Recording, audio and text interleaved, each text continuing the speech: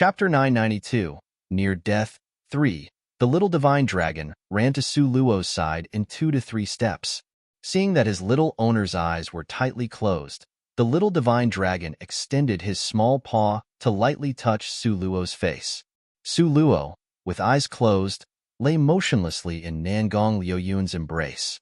The little divine dragon was anxious. His 2 small paws pulled at Su Luo's hand, as if trying to pull her awake. However, basically, it was of no use. Suddenly, the little divine dragon's eyes flashed slightly. In the blink of an eye, his figure disappeared. Nangong Liyun watched his disappearing small figure, his phoenix eyes narrowing slightly. The little divine dragon was very intelligent. Could it be that he had a way to wake up Luo Luo? Although he was not 100% certain, if there was a bit hope, then it would always be better than none. Nangong Liyun looked for a place with wind in the back. From the space bag, he took out a pure white soft woolen blanket and tightly wrapped it around Su Luo's body. If Ziyin was still here, she would certainly be shocked. She would never have expected that one of the 2 space bags from the auction that day would end up in Nangong Liuyun's hands. Suddenly, Nangong Liyun discovered that Su Luo's hands and feet were somewhat cold. His eyes momentarily shrunk. When Nangong Liyun was on top of the cliff, he had withdrawn his spirit power. Up until now, it was probably about the time it took to burn 1 stick of incense. However, Nangong Liyun had sorrowfully discovered, just within a short period of time to burn 1 stick of incense, his Luo Luo's body had once again begun to grow cold. Once she was without his spirit energy, Luo Luo's life force would rapidly decline. Nangong Liuyun's heart suddenly hurt deeply and his eyes soured. Without demur, he compressed his spirit energy into a thread, little by little inserting it into Su Luo's chest cavity. Only, this discovery made Nangong Liyun both sad and happy at the same time. The sad part was that he didn't know when Luo Luo would wake up. The happy part was that as long as he stayed by her side, he could ensure that she didn't die. The surroundings were very quiet. So quiet as to be almost strange. On this scorched black earth, within a range of tens of kilometers, there were no insect or bird calls, no birds flying by nor beasts walking by, simply nothing at all in the surroundings. The only sound was the whooshing of the wind rushing past one's ears. Nangong Liyun watched his Luo Luo in a daze. Now, Su Luo's complexion gradually warmed up again, but it only warmed up. It was still terribly pale. In merely several days of effort, she had become so terribly thin. Her body was so weak that it seemed as if she would fall apart just by a puff of wind. Nangong Liyun didn't have the heart to look. He embraced Su Luo tightly and buried his head deeply in her shoulder. Luo Luo, what should I do with you? What should I do to make you wake up again? Endless regret, like hundreds of thousands of ants gnawing at Nangong Liuyun's heart. It hurt so much that he nearly suffocated.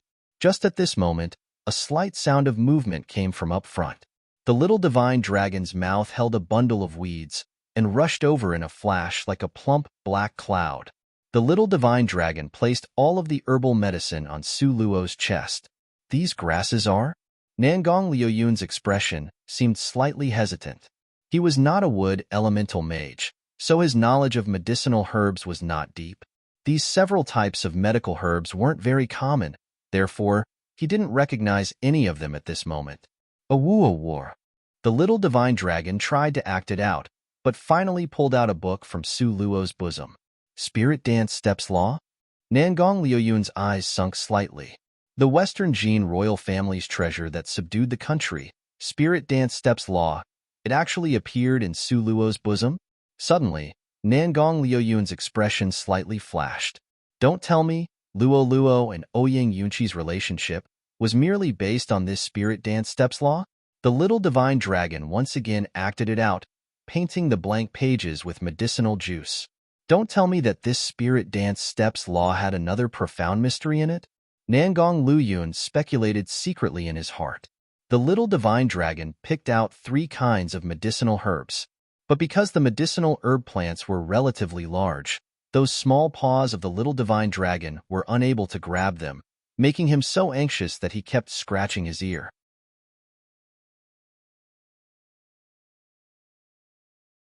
Chapter 993, Near Death, 4. Although Nangong Luyun didn't know what the little divine dragon was trying to sell, but seeing him methodically carrying out a procedure, he had a bit more confidence in him. Rather than saying he had a little confidence in the little divine dragon, it would be better to say that Nangong Luyun believed in the dragon race's inherent memory. I'll do it. Nangong Luyun had one hand on Su Luo's chest cavity, sending her a steady flow of spirit power. The other hand squeezed out the juices from the 3 types of medicinal herbs and was smearing it on the blank pages of Spirit Dance Steps Law. Nangong Luyun had very skillful hands. From top to bottom, left to right, he exercised perfect control when smearing the herbal juice. After he painted 2 complete lines, the herbal juice had already dyed the entire page.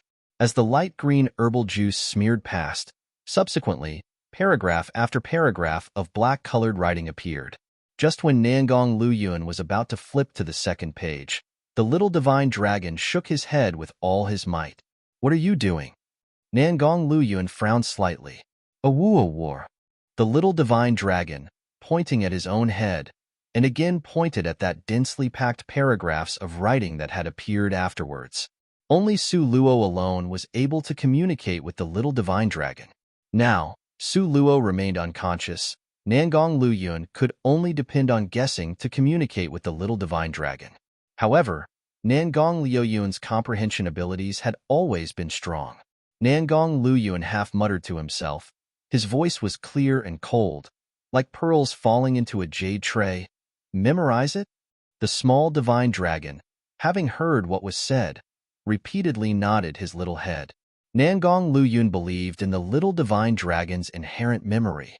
As a result, he swept a glance at the writings on the paper. However, what astonished him was in no more than the blink of an eye.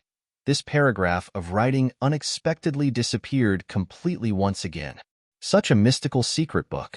When Nangong Luyun once again took some herbal juice to wipe away at it, that writing refused to appear again.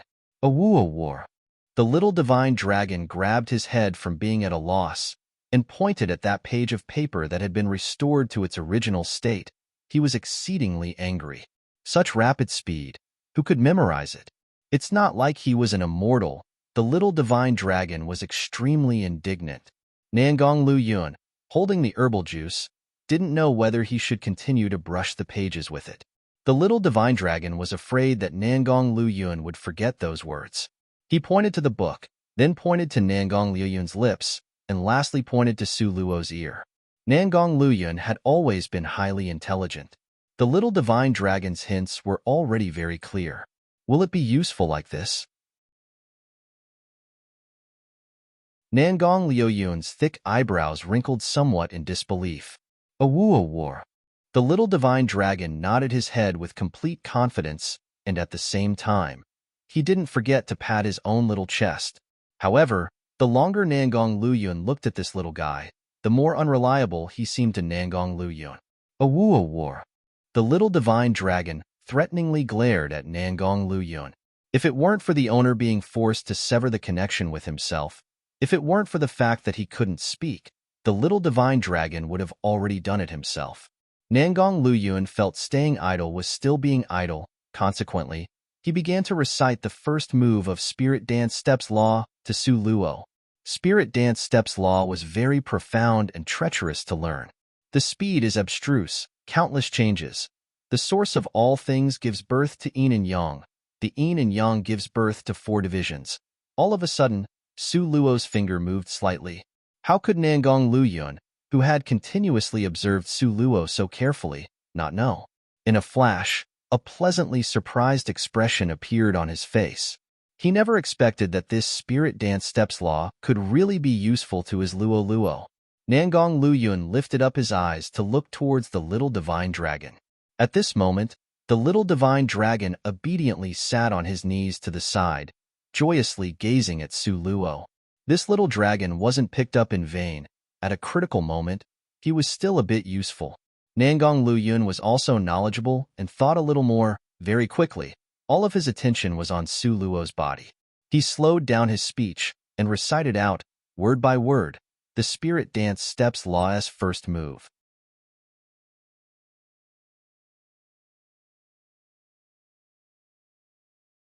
Chapter 994, Life Hanging by a Thread. 1. Pain.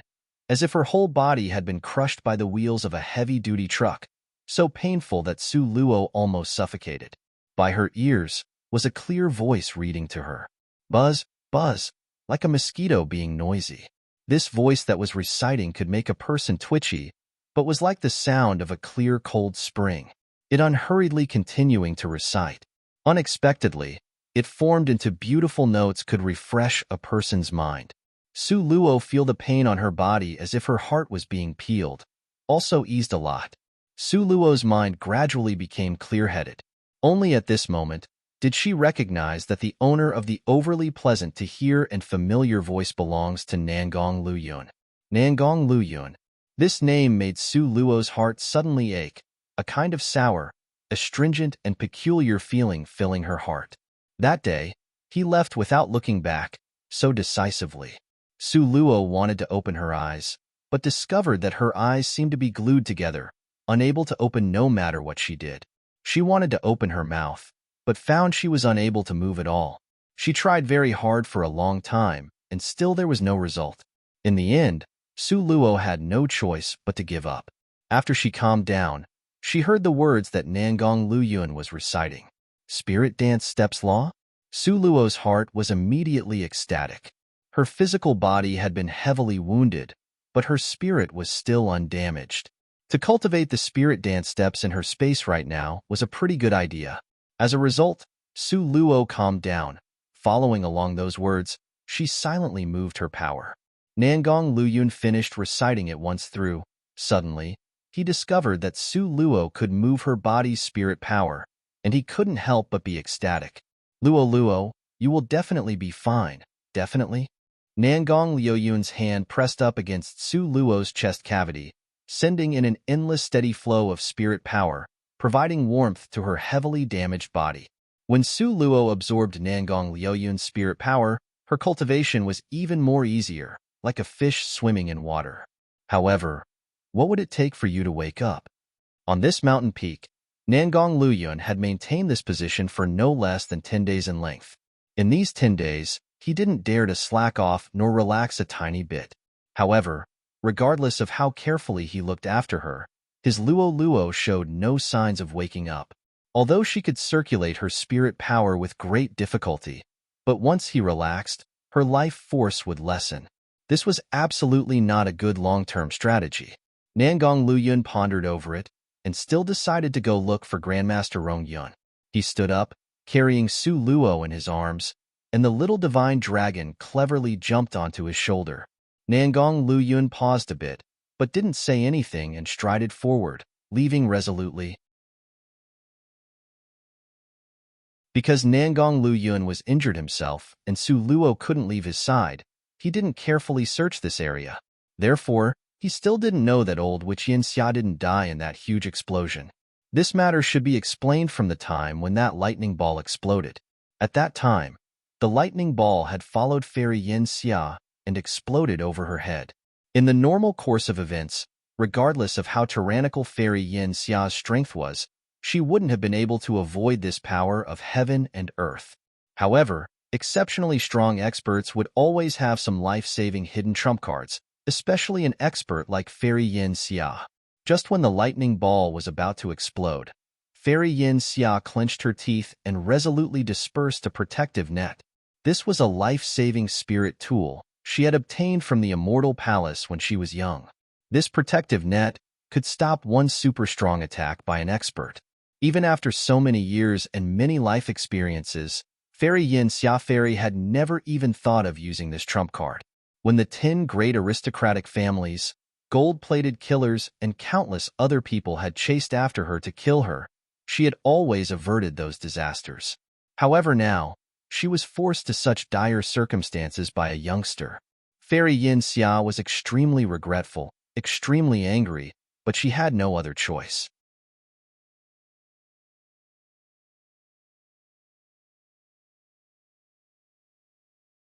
Chapter 995, Life Hanging by a Thread. 2. Fairy Yin Xia could only resort to using this life-saving trump card. No matter how unreconciled she might be, there was no other method that would work. However, what Fairy Yin Xia never expected was that even with this protective net, it was still unable to block all of the lightning ball's might. Fairy Yin Xia continuously ran, running nonstop. Endless lightning the size of a country burst out like a flood, drowning Fairy Yin Xia in a flash. Ultimately, she fainted. She didn't know how long she was unconscious for before slowly working up. When she opened her eyes, she discovered a person was by her side. It was the back of a tall man who was currently making kanji in this cave. Fairy Yin Xia recognized this person at a glance. Yuan Qi turned around, his starlight-filled eyes flashing slightly. Master. No one would have imagined that Fairy Yin Xia was actually Yuan Qi's teacher. But this was indeed the truth. Otherwise, with Western Jin's royal family's resources, in just a few short years, how could they successfully train such a talented and handsome person like Ouyang Yunqi? However, even the old emperor didn't know that Ouyang Yunqi's master was actually Fairy Yin Xia. Fairy Yin Xia leaned against the cave wall. At the moment, her complexion was as pale as snow, and her lips were chapped. She had on a dispirited expression. Fairy Yin Xia circulated her spirit power to examine her own wounds. This examination left her in despair.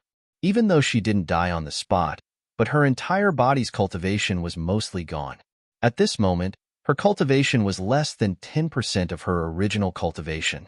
So many years of unremitted perseverance in cultivation, she was about to set foot on the road to the peak of the strongest experts. In the end, it was ruined in a huge battle with a youngster from the younger generation. Fairy Yin Xia couldn't inhale a breath. It was stuck there, and her eyes opened wide until they were perfectly round. Master! Yuan Qi abandoned the kanji that was in the pot and, with quick steps, walked to Fairy Yin Xia's side. Fairy Yin Xia's complexion was very ugly, as if she would collapse in the next moment. Yuan Qi continuously patted Fairy Yin Xia's back. Master, don't worry, don't be anxious. Following Yuan Qi's words, Fairy Yin Xia abruptly spurted out a mouthful of blood. PFFF, this mouthful of blood went on for a very long time, nearly spraying over the entire floor. Fairy Yin Xia spit out her heart's blood. She only felt limp, weak and powerless from head to toe. Her breathing was very feeble. She knew her time was limited. However, sinister and malicious rays of light appeared in Fairy Yin Xia's eyes. Her heart wasn't resigned to this ending. So many years of hard work was destroyed in the hands of a guy from the younger generation. How could she be resigned to this? In addition, there was still Su Luo, that loathsome girl. She actually had that kind of male perfection that adored her. Her heart was not resigned. Fairy Yin Xia dispiritedly leaned against the wall, her pair of eyes unwaveringly staring at Yuan Qi. Her complexion was as pale as a ghost. Yuan Qi, that's right, she still had Yuan Qi. Even if she died, she absolutely wouldn't let those people have an easy time. Yuan Qi's blood ran cold from being stared at by Fairy Yin Xia. Feeling his blood run cold, he slowly called out, Master, kneel down. In Fairy Yin Xia's excitement, she once again started to cough up blood continuously. Yuan Qi silently knelt down. You want to obtain that loathsome girl? Fairy Yin Xia's sinister eyes stared unwaveringly at Yuan Qi. Disciple doesn't understand what Master is saying. Yuan Qi's pair of hands clenched into fists. However, the veins on the back of his hands protruded out, showing the stirred-up emotions in his heart. Fairy Yin Xia coldly snorted. You like Su Luo, that cheap girl. Don't believe Master doesn't know. Yuan Qi used silence to answer her, therefore tacitly agreeing with her. Do you want to obtain her or not? After she waited in silence for a very long time, Fairy Yin Xia suddenly asked, Want? How could he not want her? Luo originally was his fiancée. Do you want to kill Nangong Luyun? Fairy Yin Xia shivered with excitement from head to foot. Yuan Qi's eyes suddenly shone, then it once again darkened in a flash.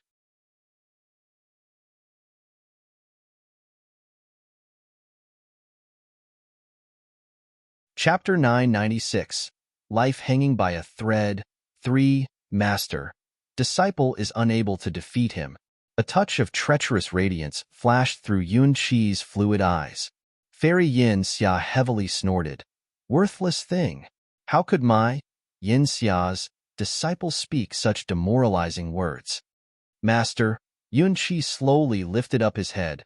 The original bleak gaze was now like the stars in the night sky, flashing rays of light. Master, you have a method? Fairy Yin Xia coldly snorted. There is a method, however. You need to pay a heavy price. Yun Qi solemnly nodded. The hatred of seizing my wife is absolutely irreconcilable. So long as I can defeat him, no matter what the price, disciple will not hesitate to do so. Good. Very good. Fairy Yin Xia howled with laughter. If you want to be strong within a short time, there is only one method, that is to enter the demonic path. Enter the demonic path? Yun Qi's thick eyebrows knitted slightly. Fairy Yin Xia repeatedly sneered. Yun Qi, do you still want Nangong Lu Yun to grab your neck and be powerless when being trampled upon? Su Luo, that cheap girl, abandoned you. Isn't it because you are weak? Because you are weaker than Nangong Lu Yun. So, no matter how you beseech her, she will never return to your side. Yun Qi, don't be naive. This is a world where the strong is respected. Here, only strength is the hard principled reasoning. Entering the demonic path, your strength can be promoted in a very short time. If you don't enter the demonic path, you will be chased to be killed by Nangong Lu Yun until there's no gate to heaven and no road to hell. Fairy Yin Xia threw out these words, with each sentence stabbing at Yun Qi's heart. Enter the demonic path. The scene that day on the overhanging cliff now appeared before Yun Qi's eyes. Su Luo had repeated over and over again that she didn't want him. Nangong Lu Yun was grabbing him by the neck, as if he was about to cut the flesh off a fish on the cutting board. Yun Qi's hands clenched into tight fists. Able to injure Master to this degree, Nangong Liu Yun's strength had already become powerful to an unfathomable stage.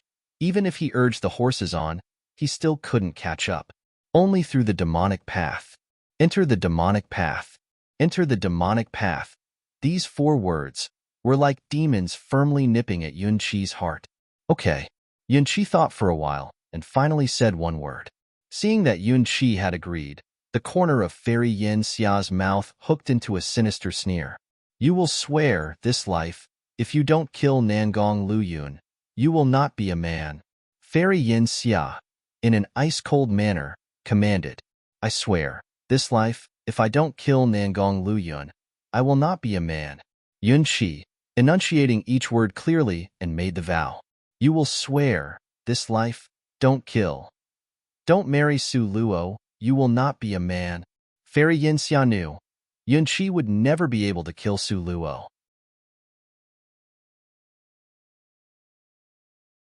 However, everyone could tell, the person Su Luo liked was Nangong Lu Yun. Asking her to marry another person was worse than killing her. The taunting sneer at the corner of Fairy Yin Xia's mouth became increasingly stronger. Okay, I, Yun Qi, swear this life if I don't marry Su Luo, I will not be a man. Yun Qi's voice was unprecedentedly firm. Luo was his from the beginning. No one could snatch her away from his side. Very good. Fairy Yin Xia's spirit was a lot better because of the excitement just now. Now, she calmed down and once again couldn't stop coughing. She was coughing out mouthful after mouthful of blood. Because Master's time is limited, now let's begin to cultivate. Fairy Yin Xia said as she coughed out blood at the same time. Back in the day, she had accidentally obtained a demon lord's buried treasures. That protective net was one of the treasures from there. Another treasure was Peak of the Demonic Path. Only males could cultivate Peak of the Demonic Path. Otherwise, Fairy Yin Xia would have already cultivated it. As a result, in this quiet cave, a master and disciple pair began to cultivate the Demonic Path secret book day and night.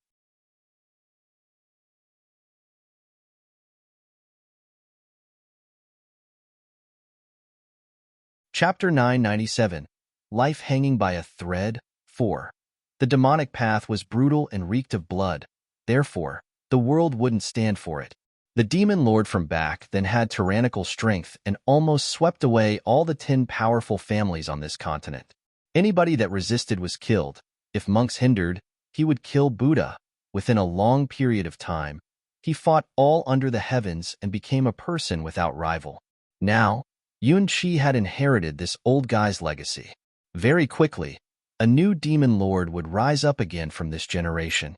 Nangong Luyun carried Su Luo and traveled throughout the night towards Cloud Mist Peak.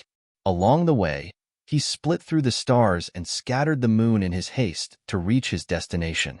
Within a day's effort, Nangong Luyun had already arrived at Cloud Mist Peak with Su Luo. At this moment, Nangong Luyun's complexion was slightly pale. With regards to that battle, he had also sustained heavy injuries. But he devoted all of his energy wholeheartedly on Su Luo, without the slightest concern for his own injuries. It was also fortunate that his body's foundation was good, so these days, it had gradually healed itself. Cloud Mist Peak, standing tall among the clouds. Nangong Luyun carried Su Luo, taking off and landing, continuously climbing upwards. His body was very steady. The pair of hands holding Su Luo didn't shake a tiny bit. To reach the top of Cloud Mist Peak, before, Su Luo and Apothecary Long had walked for almost an entire night. But now, Nangong Luyun took less time than making a small cup of tea to reach the peak. Ziran heard the sounds of activity and quickly walked out. "You are."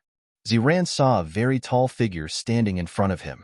Ziran's first impression was, this was an extremely strong and extremely cold man. Nangong Luyun didn't speak. His entire body gave off a chill like the king of the underworld. His gaze shot towards Ziran. With an ice-cold and indifferent tone, he said, "Where is Grandmaster Rong Yun?" Being hit by Nangong Luyun's gaze, Ziran's body stiffened for a split second. This man was too terrifying. He was just about to speak when he saw the young lady in Nangong Luyun's arms. "Little junior sister?" Ziran quickly walked up to Nangong Luyun and anxiously reached out to catch Su Luo. "Many thanks to your distinguished self for delivering little junior sister back to us." However, a matter beyond Ziran's expectations was that this man, whose entire body gave off a terrifying aura, actually wouldn't hand over little junior sister to him. Rather, he grandiosely carried little junior sister and quickly walked towards the inner courtyard. Moreover, how could he know which courtyard little junior sister lived in? Although little junior sister's courtyard indeed had a bit more flowers and plants, was a little more delicate, but how could he be as familiar with her courtyard as if it was his own? If he didn't recall incorrectly, wasn't this the first time this fiend-like male had came to Cloud Mist Peak? Ziran kept a stiff smile on his face and followed after Nangong Luyun to go in and out of corridors. Ziran knew that this person's strength was extraordinarily powerful and was not someone he could contend against. Furthermore, he also didn't know where Ziyu had gone off to. There wasn't even a tiny bit of news about him. Ziran saw this frightening man before him very carefully place little junior sister on the bed. That action was inconceivably gentle, as if she was a fragile porcelain doll in his arms. In the end, what is the matter with little junior sister? Ziran wanted to move in closer. However, Nangong Luyun waved his hand. Ziran, unable to suppress it, with thump, thump, thump, repeatedly fell back by 7 steps. Finally, with a clang sound, his head hit the door frame. Ziran held the back of his head, extremely dumbfounded. This here was Cloud Mist Peak. Obviously he was the hosta. Why did it seem as if he was now the intruder? Nangong Luyun tenderly covered Su Luo with a quilt, after he used spirit power to examine her body. Only then did he relax slightly. Fortunately, the shaking along the way had not harmed her. "Where is Grandmaster Rong Yun?" Nangong Luyun held Su Luo's hand and gazed at her tenderly. But the words he spoke were ice-cold and dripping with blood, penetrated with an aura of about to vent his anger that made people tremble with fear. He said these words to Ziran.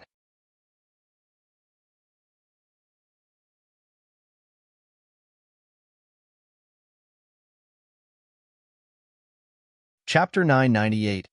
Life Hanging by a Thread. 5. Master. Ziran shook his head after Master left the last time. He hasn't returned since then. Now, on this Cloud Mist Peak, there was only him alone. When Nangong Luyun heard what was said, his sword-like eyebrows wrinkled slightly and his cold gaze shot towards Ziran. "Not here?" "Yes, he is indeed out." Otherwise, with little junior sister being wounded to this extent, even if you didn't ask, Master would have already come out earlier. Ziran said as if it was rightfully so. While he spoke, he also stood on tiptoe, trying to take a peek at his little junior sister. Alas, this time, when little junior sister went out, it could clearly be seen that she had eaten a lot of suffering. Her entire person had thinned down a whole circle until she was merely skin and bones. Really pitiful. Nangong Luyun suddenly stood up, and his gaze shot out energetic light. Take good care of Luo Luo. Before his last words faded, Nangong Luyun's figure had already disappeared. Ziran's eyes flashed slightly. This person's speed had already reached the state of perfection. Although he was still a distance away from Masters, but it wasn't far. So young but with such luck, Ziran shook his head. The gap between people was sometimes really huge. However, with an open and above-board opportunity to take care of little junior sister, senior brother Ziran naturally would not decline it. He quickly walked towards Su Luo and drew out her wrist to take her pulse. This check of her pulse made Ziran jump from fright. Little junior sister's pulse was so weak and discontinuous that if he did not look carefully, he simply could not have felt it. Ziran once again examined her from top to bottom, and his expression had already become very ugly. No wonder that person kept saying he came to see Master. In this world, only Master might be able to cure little junior sister's injury. Just when Ziran was indulging in flights of fancy, suddenly, the entire cloud mist peak shook. Immediately after, was a world-shaking noise. Ju Feng Tower. Ziran's complexion immediately changed. Ju Feng Tower was where Master cultivated. What had happened over there? Without saying anything further, he quickly rushed out.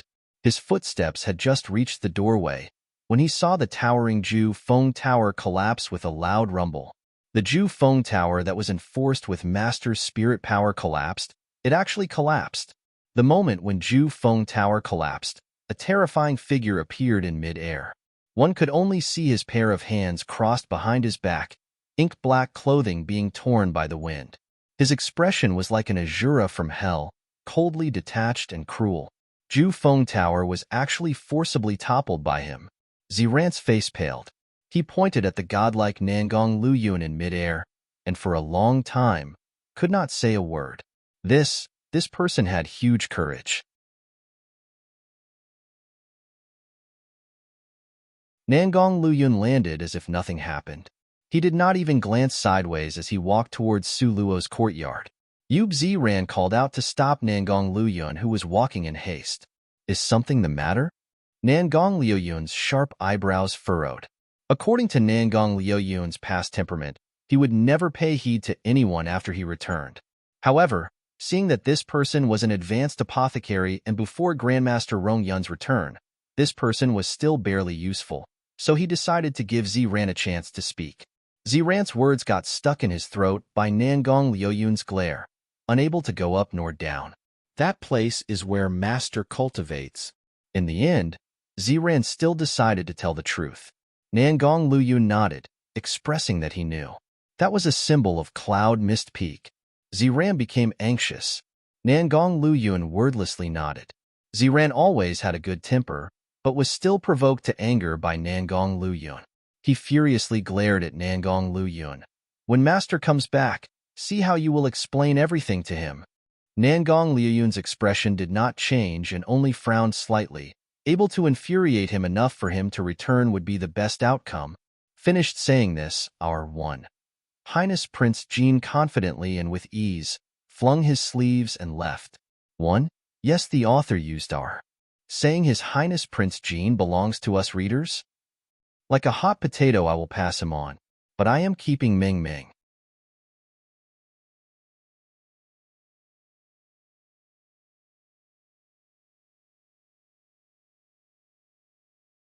Chapter 999, Rong Yun's Fury, 1.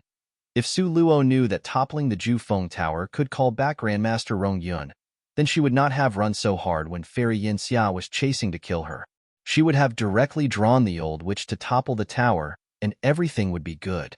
A pity Su Luo didn't know about it at all. Perhaps Nangong Luyun had wanted to anger Su Luo until she jumped awake from her unconscious state. As a result, when he returned to Su Luo's side, he made a show of being serious and clearly told her every detail. He even told her about the amount of force he used to hit the wall.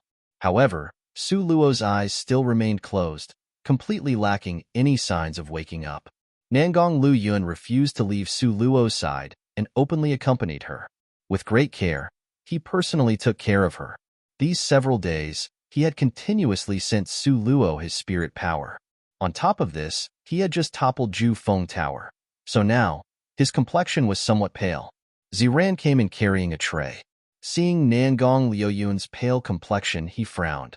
From the beginning, this is not a good long-term plan. Nangong Liuyun turned a deaf ear and did not even look at him.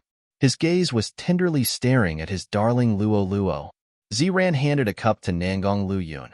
This is the celestial spirit water left behind by little junior sister before leaving. She had previously said that although high-grade celestial spirit water cannot revive the dead, as for meat and bones, its medicinal effectiveness is still pretty good. Nangong Liuyun took the offered cup. With one glance, he recognized that this was indeed Su Luo's celestial spirit water. Within her space, Su Luo heard the dialogue between these two people, and immediately, her eyes lit up. Celestial spirit water, that's right, quickly feed her physical body the celestial spirit water. This was the legendary medicine that was guaranteed to cure all illnesses. Only, it was a pity that she was currently in the spirit state, unable to control her physical body. Otherwise, how could she not have however much celestial spirit water she wanted? Nangong Liuyun held Su Luo up and, mouthful by mouthful, fed the celestial spirit water for her to drink. Seeing Su Luo drinking it happily, Nangong Liuyun slanted a glance at Ziran. Ziran spread out his hands and honestly said, "At that time, little junior sister only left 2 bottles. Other than this cup, the rest was used to refine medicine." Just when Nangong Liuyun was about to flare up, an oppressive pressure from a powerful expert came from outside. "Master!" Having felt the familiar aura, Ziran's expression suddenly brightened. He quickly went to welcome Master. Before he could walk several steps, Grandmaster Rongyun appeared right in front of him. "Did Yin Xia come?" Grandmaster Rongyun looked at the Ju Feng Tower that had collapsed with a loud rumble and frowned.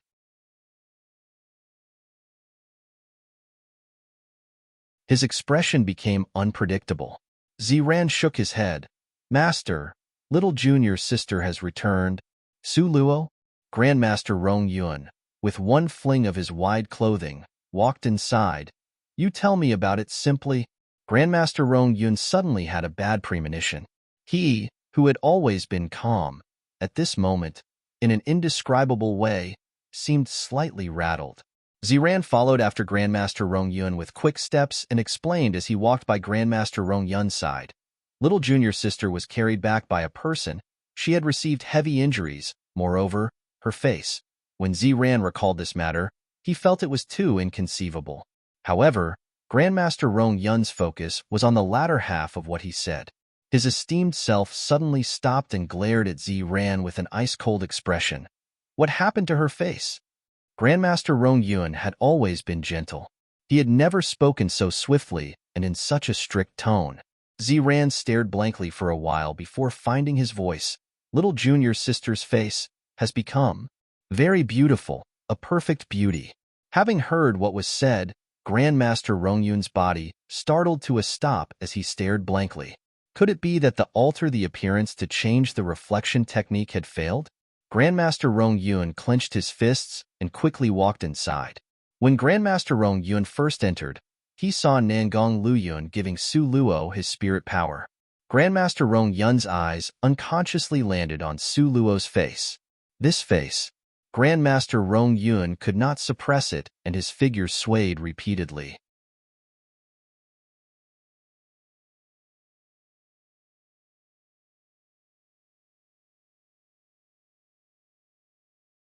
Chapter 1000. Rongyun's Fury 2. Master. Ziran hurriedly went to support Master. The formidably strong Master. How was it that he could not stand stably? Ziran was extremely puzzled. Grandmaster Rongyun supported himself with the doorframe and took a long time to return to his senses. Resembled her, truly a splitting image. This face was a carbon copy of that person's face. Even if he turned to ashes, he would never forget this face that was branded deeply in his mind. Back then, he had predicted that Luo's face would resemble hers.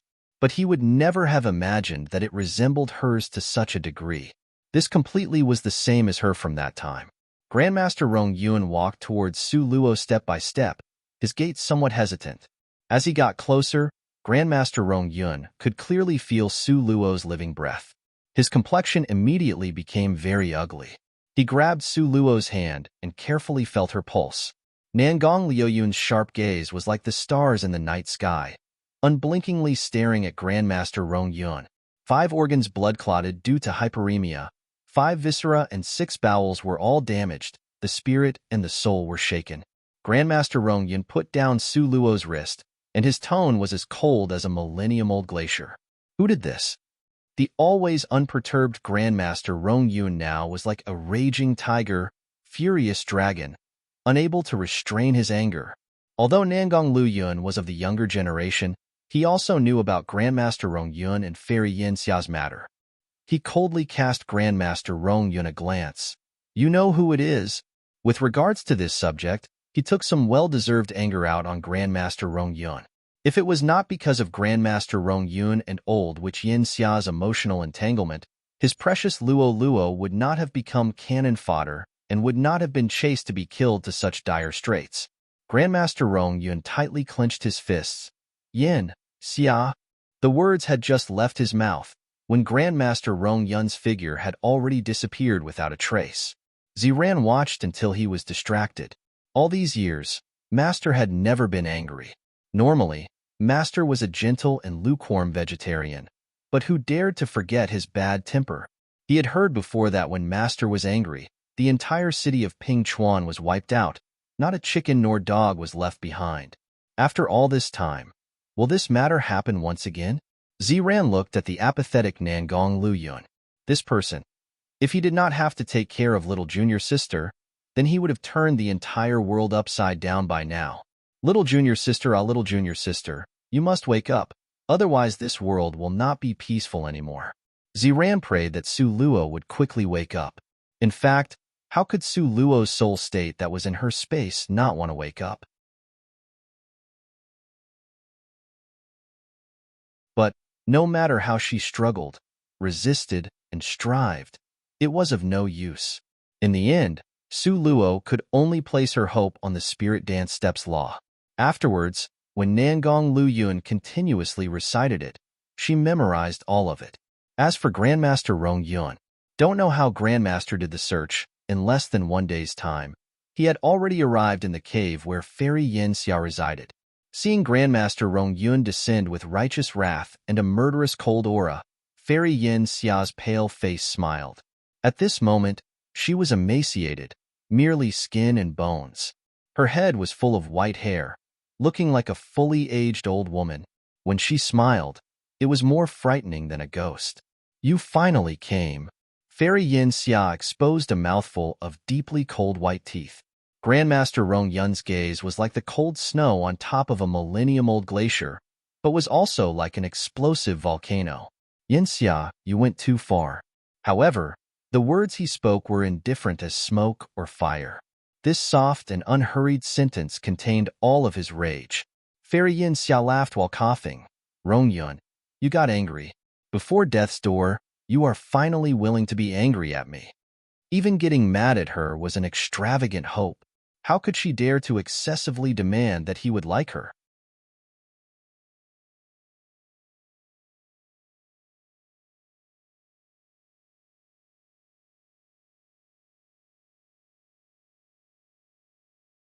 Chapter 1001. Rong Yun's Fury 3. Grandmaster Rong Yun's deep eyes were as cold and sharp as a falcon's.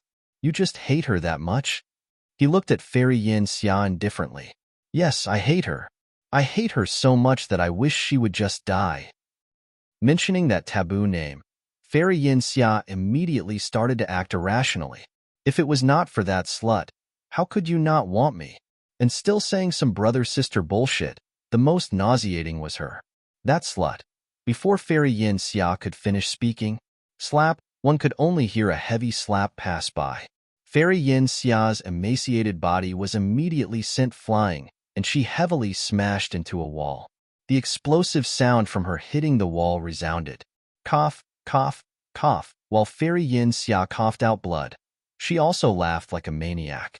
She laughed until tears came out. Grandmaster Rong Yun's tall figure was rock-firm and unyielding.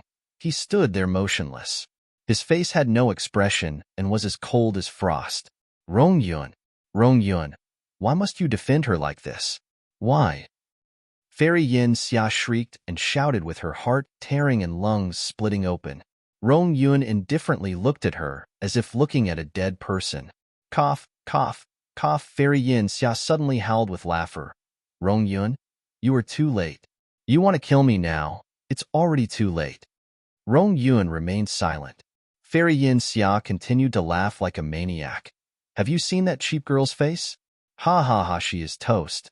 She will certainly die. Rong Yun's expression suddenly changed. His figure was as fast as lightning, flashing by, leaving an afterimage. In the next second, he already grabbed Fairy Yin Xia by the throat. Who did you tell? Ha ha ha, Fairy Yin Xia laughed until tears came out. Her face was twisted into a sinister expression that was shockingly horrible to see. Who have I told? Who do you think I told this to? Ha ha ha. Rong Yun looked all around, and when he saw a dark red bloodstain in a corner, a cold light flashed through his eyes. Fairy Yin Xia, who once considered herself to be unparalleled, was now like a crushed doll that was carelessly tossed on the ground by Rong Yun. Rong Yun used his finger to dip a touch of the bloodstain and sniffed it with his nose. Very quickly, his dark, thick, sharp eyebrows knotted tightly. When Fairy Yin Xia saw him like this, her laugh became increasingly more deranged. She even hammered at the ground with both hands as she laughed her head off. Su Luo, that cheap girl, will definitely die. She is toast. Ha ha ha, bitch. Rong Yun's always gentle and tranquil face, in a flash, looked like a gale storm. Right now, he simply could not restrain his rage. Ha ha, enter the demonic path, become the demon lord, the return of the king of demons. Ha ha ha. Fairy Yin Xia seemed to have gone completely insane. At this moment, she had a head that was disheveled and she cut a very sorry figure.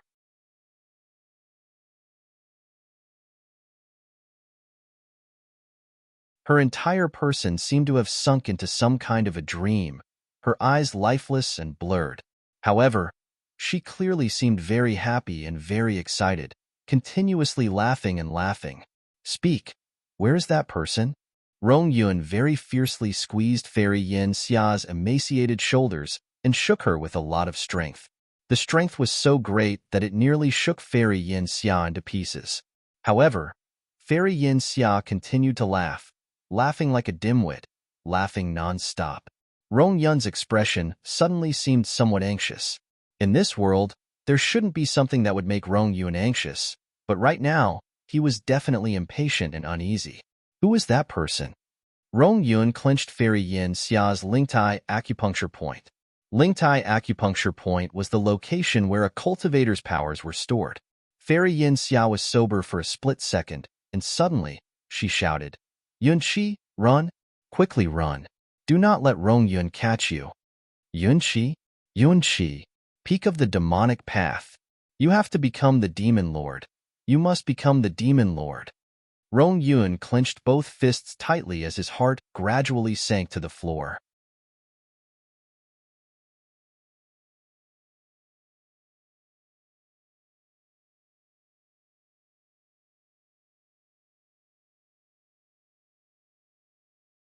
Chapter 1002, Rong Yun's Fury, 4. He never imagined that the peak of the demonic path that was lost from back then would appear in Fairy Yin Xia's hands. She actually kept it for this many years, and only facing death's door did she pass it on. Where is he? Quickly speak. Rong Yun very fiercely squeezed Fairy Yin Xia's shoulders. The strength he used was astonishing. Fairy Yin Xia suddenly coughed loudly, mouthful after mouthful of blood madly spraying out. It appeared both shocking and terrifying. Yin Hua. Killed. Little princess. Ha ha ha. Ha ha ha. Yuan Qi will become the demon lord. He must kill her. Ha ha ha ha ha ha. Under fits of wild laughter, Fairy Yin Xia suddenly died. She closed her eyes forever and wordlessly left. Even Yun Qi didn't expect that the old witch Yin Xia would make this move in the end. Rong Yun's face was cold as he maliciously glared at her motionless body, the cold light bubbling forth from his eyes. Just because Yin Hua killed that little princess, it resulted in him using the alter the appearance to change the reflection technique after Luo Luo was born, trying to protect her. However, the fists at Rong Yun's side clenched tightly. Yin Xia had actually guessed correctly and had Luo Luo's face restored to its original state.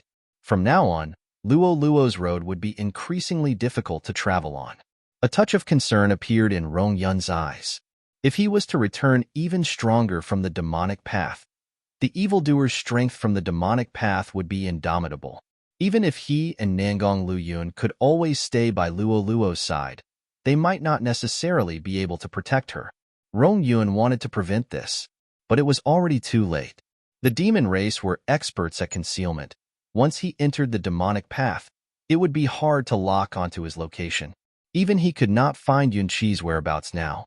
Rong Yun took a final glance at that stiff corpse. Without hesitation, he turned around and left. Swallow Cloud Mountain. The battle of experts frightened the entire world. This battle, not only did it change the millennium-old landform of Swallow Cloud Mountain, in addition, Fairy Yin Xia, this female devil, finally died. Yun Qi was enticed to enter the demonic path. Su Luo remained unconscious. It was unpredictable whether she would live or die. No one could have imagined that when Rong Yun retaliated, his methods would be so swift and decisive, so vicious and merciless. The 108 secret training bases in this entire continent, and about tens of thousands of people who cultivated. These were all Fairy Yin Xia subordinates. In a few days' time, these secret bases, just as if they had never existed, were destroyed and would forever disappear into the long river of history. Ordinary people still lived their normal lives, completely unaware that not far from them was a secret base with piles of dead bodies.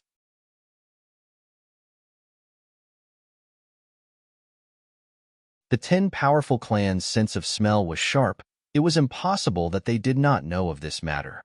When they received the news, everyone was endlessly shocked at Grandmaster Rong Yun's methods. Rong Yun appeared to be mild and gentle.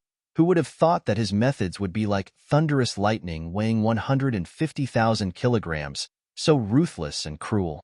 That was more than 10,000 people who cultivated, completely exterminated. The Jade Lake Palace's reaction was even bigger. When old grandfather Li heard this news, his hand that held the teacup paused slightly. His gaze looked at the distant sky, showed a sinister expression and ordered, "These days, first, don't go find that girl to make trouble." You really couldn't tell that Rong Yun would value that girl so much.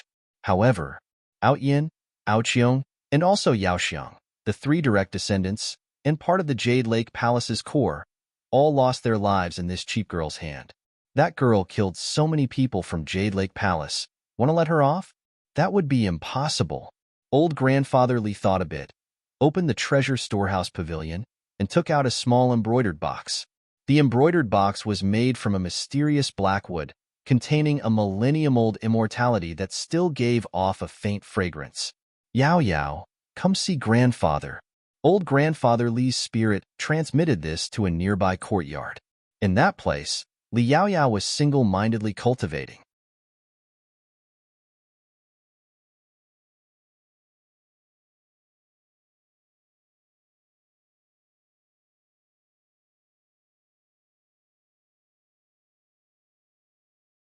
Chapter 1003.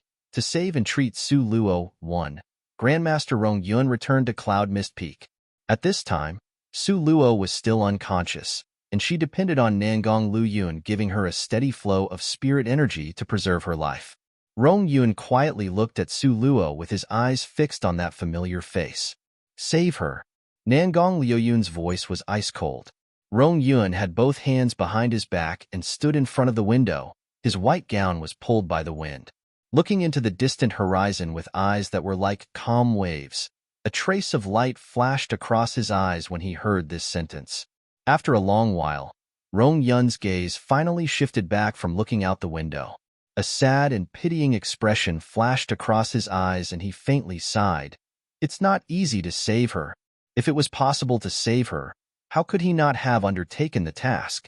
He, more so than anyone else, hoped that Luo girl would be healthy, happy, safe and sound. Nangong Luyun stood up forcefully, his lanky body giving off ample oppressive feeling. His pair of eyes carried a trace of franticness as he glared at Rong Yun with a burning gaze. Save her. Rong Yun's eyes were a deep black like the ink in an ink-washed painting, so deep that you couldn't see the bottom. He thought for a while, then finally, that pair of sharp eyes shot directly towards Nangong Luyun. You're certain you want to save her? If my life can be exchanged for hers, I would absolutely be willing to do it. Nangong Luyun's gaze was ice-cold and abstruse, an arrogant and noble aura penetrating throughout his body, so powerful and threatening. Rong Yun calmly looked at him, as if trying to distinguish what was genuine and what was fake in his words. The current Nangong Luyun's long body stood like jade, tall, straight, and dignified. He appeared calm, but his expression was malicious, with his whole body full of an austere aura. You say it? Rong Yun's gaze was ice-cold, clear, and shallow, yet a deep meaning flashed across his eyes. Want to save her? It's very difficult.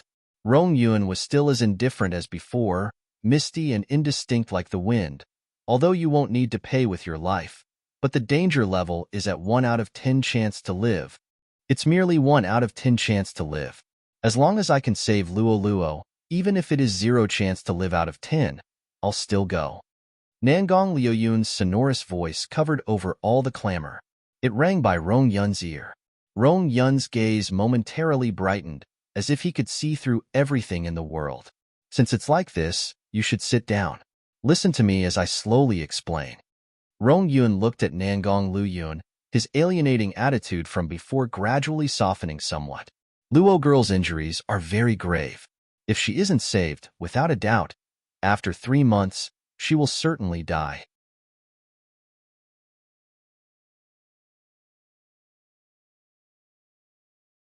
Rong Yun's gaze carried a firmness that wouldn't allow any comment on this issue. When Nangong Luyun heard this, his whole body suddenly paused and his heart was ruthlessly seized at the same time. You said that Luo will die? He glared at Rong Yun with an imposing and threatening manner, with a murderous aura that rightfully would make people tremble with fear. She will die. Rong Yun did not conceal the truth at all. Your spirit energy can maintain her life for a period of time, but cannot be maintained for a lifetime. 1 year is the longest time you can maintain her life. That is to say, if they don't save her within 1 year, Luo will. Thinking up to here, Nangong Luyun's complexion turned pale. He pursed his thin lips, and his jawline was like a nobleman's, proud and ice-cold. You tell me, how is this to be done? He was wholeheartedly willing, even if he was skinned with a knife and deep-fried. Rong Yun's handsome facial features raised slightly. Have you heard of the scarlet blood Ningpo figwort? Nangong Luyun's eyebrows wrinkled slightly. The scarlet blood Ningpo figwort that can give life to the flesh and bones of a dead person? Nangong Luyun had read extensively since he was young. He was widely read and knowledgeable. Many things that had disappeared into the long river of history, he would inevitably have an impression. Rong Yun looked outside the window. His voice was faint, misty and indistinct like the wind. Inside the Xianzwood residence, there is a scarlet blood Ningpo figwort. He only said this sentence and would no longer say anything more. He believed that Nangong Luyun would understand. However, when Nangong Luyun heard this, he stood there in a daze, motionless. After a long while, his eyes turned slightly with a gaze that was sharp as ice knives said, Xianzwood residence? As part of the present age's 10 great families, Xianzwood residence, these 3 words, how could he not have heard of it before?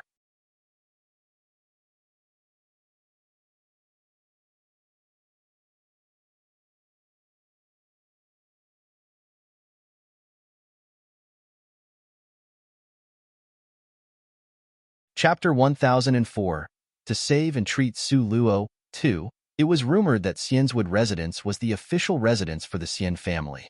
Inside was a countless number of spirit treasures. However, the spirit treasures level were directly proportional to the difficulty of the mechanisms. Rumor had it that Xian's residence's mechanisms were exquisite. Nobody could solve them all. The Xian's residence had a total of 9 mechanisms. Every mechanism that you passed would have a corresponding reward. If one could break through the final mechanism, they would obtain the greatest opportunity.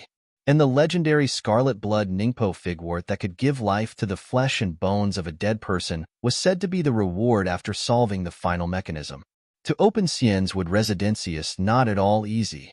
Nangong Luyun stared fixedly at Rong Yun and slowly stated. Rong Yun nodded faintly, his gaze gentle and pensive. To open Xian's residence indeed, it's not easy. He looked at the still unconscious Su Luo with a tone that carried a soft sigh.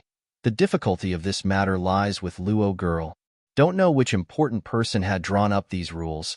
Xian's residence's rules were strange and abnormal. Want to pass through the barrier, only a male and female formed pair could enter. A single person simply was unable to pass through the barrier. Moreover, one must personally obtain the scarlet blood Ningpo figwort with their own hands. Only this way would it be tamed, and one could truly obtain the best medicinal effect. Above all, everything pointed to Su Luo. If they wanted to save Su Luo's life, she had to personally go and challenge the mechanisms in Xian's residence. Don't know if it was because these rules provoked her. Su Luo's tightly closed eyes moved slightly. Those thick eyelashes that were thin as cicada's wings fanned slightly, then slowly opened. Luo Luo. Nangong Liuyun's cold and stiff face was excited momentarily. His movements were fast yet gentle as he helped Su Luo up, letting her lean against his chest. After being unconscious for so many days, Su Luo finally regained consciousness. Master. The first thing Su Luo saw was Grandmaster Rong Yun standing before her. She only realized at this time that the words coming out of her mouth were hoarse and deeply muddled, a low sound that was like a cat's meow. It was as if her throat was being squeezed by a huge, invisible hand. It was extremely difficult to even say one word. Rong Yun waved his hands. You're very weak right now. Don't say any more. Come, first swallow these pills. Rong Yun took out a delicately embroidered case from his chest pocket. He opened the embroidered case and inside it was a snow-white pill. This was a Grandmaster grade vitality pill. The vitality pill was a good medicine for replenishing life force.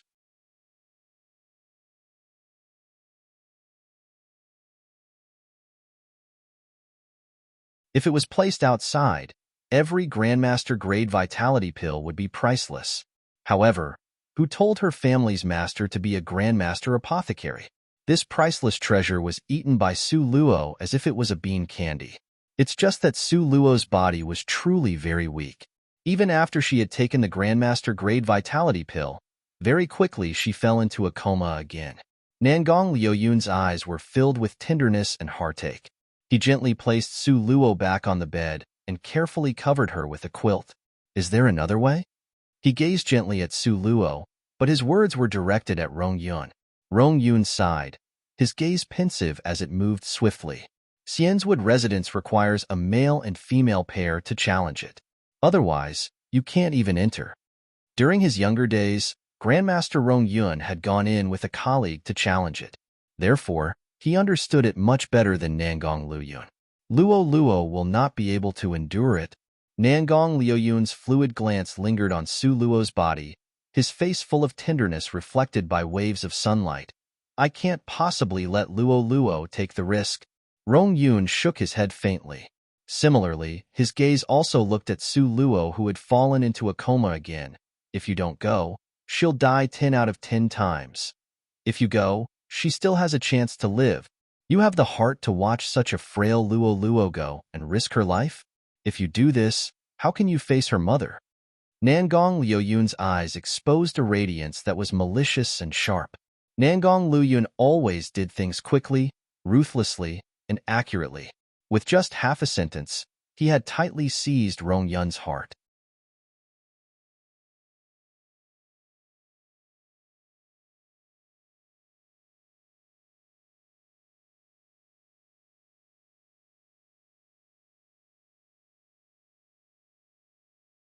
Chapter 1005. To Save and Treat Su Luo. 3. Looking at the face on the bed that bore a striking resemblance to that person, an agonized expression appeared in Rong Yun's eyes, which had always been tranquil and calm. He sucked in a deep breath, and his expression restored to the calm one from before. Apart from this, there is no other way. After he finished speaking, his figure had already disappeared. Nangong Luyun stared blankly, stumped for words, and his gaze fell on Su Luo, who was fast asleep on the bed. Su Luo's sleep seemed very restless, with her long, shapely eyebrows knitted slightly. Her expression carried a faint trace of suffering.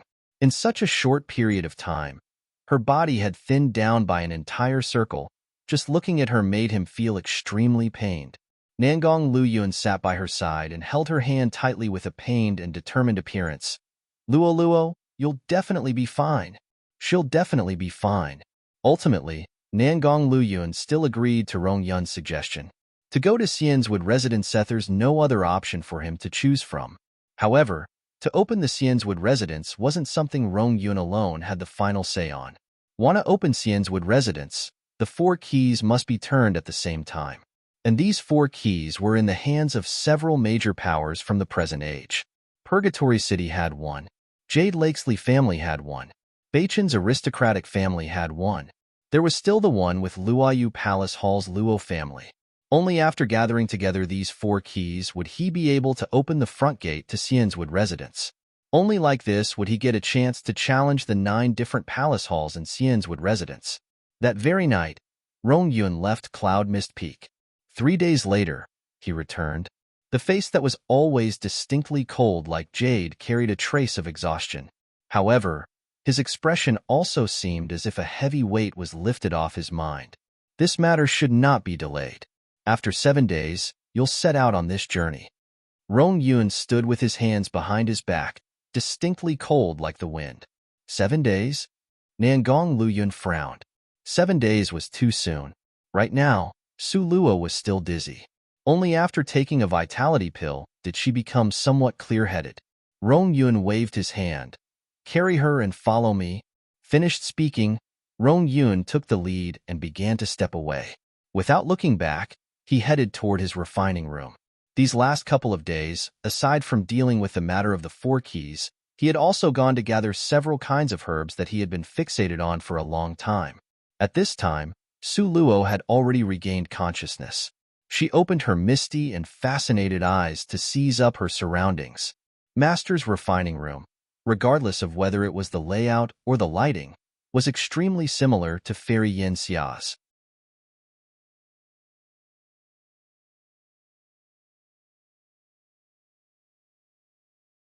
No, it should be said that Fairy Yin Xia's refining room was built as a complete carbon copy of Master's refining room. A medicinal cauldron that was as tall as a person, with fire below that was like snakes dancing and swallowing, and the roasting hot flames spreading continuously. Along the foot of the wall, there were rows of various large and small-sized medicine containers. Because they were tightly sealed with oak corks, Su Luo could not distinguish which drug ingredients were inside them. Rong Yun lifted up the 3rd medicine bucket and poured all the juice inside the bucket into the medicinal cauldron. When the medicinal juice met the boiling hot medicinal cauldron, a rich, sweet scent immediately started to fill the air. "Carry her to sit inside," Rong Yun said to Nangong Luyun. Nangong Luyun knew that Rong Yun was treating Su Luo, and without raising any objections, he did it according to Rong Yun's instructions. "Want to cook me again?" Although Su Luo's body was weak, but her mind was very sober. Last time, she had nearly collapsed from being cooked in the old witch Fairy Yin Xia's medicinal cauldron that still left her with lingering fear. Nangong Luyun indulgently and lovingly pinched her now peeled thin little face with a tender smile and said, "Master knows what he is doing. Don't be anxious." Such a soft chatting tone. Counting through the people in the whole world, Nangong Luyun would only use this tone on Su Luo alone. Rong Yun's light-as-a-feather gaze landed on Nangong Luyun's body. He stood with his hands behind his back and his robe dancing lightly, appearing distinctly cold and distant, pushing people away to a distance of 500 kilometers. But at this moment, the gaze he used to look at Nangong Luyun carried a touch of appreciation. No matter how good a person's innate skills were or how high they had cultivated to, they still might not be able to obtain Rong Yun's appreciation. What Rong Yun appreciated was Nangong Liuyun's affection for Su Luo.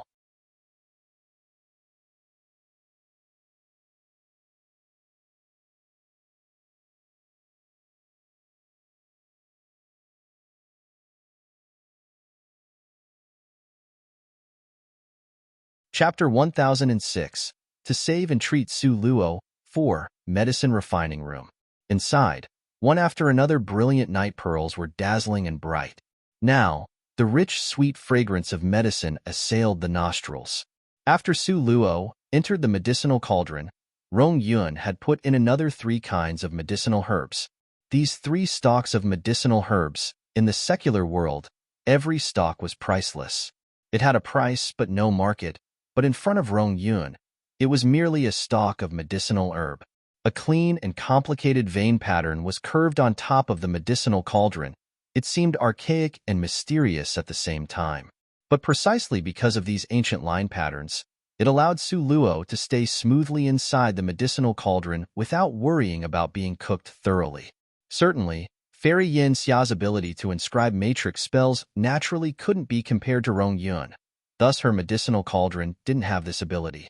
Stay in the medicinal cauldron for 7 days. After 7 days, your body will have improved a bit. Grandmaster Rong Yun looked at Su Luo's face for a split second, his eyes blurring slightly. Su Luo leaned weakly against the wall of the medicinal cauldron, a shallow smile appearing on her face. Troubled master, for all the effort, cough, cough, don't need to say more.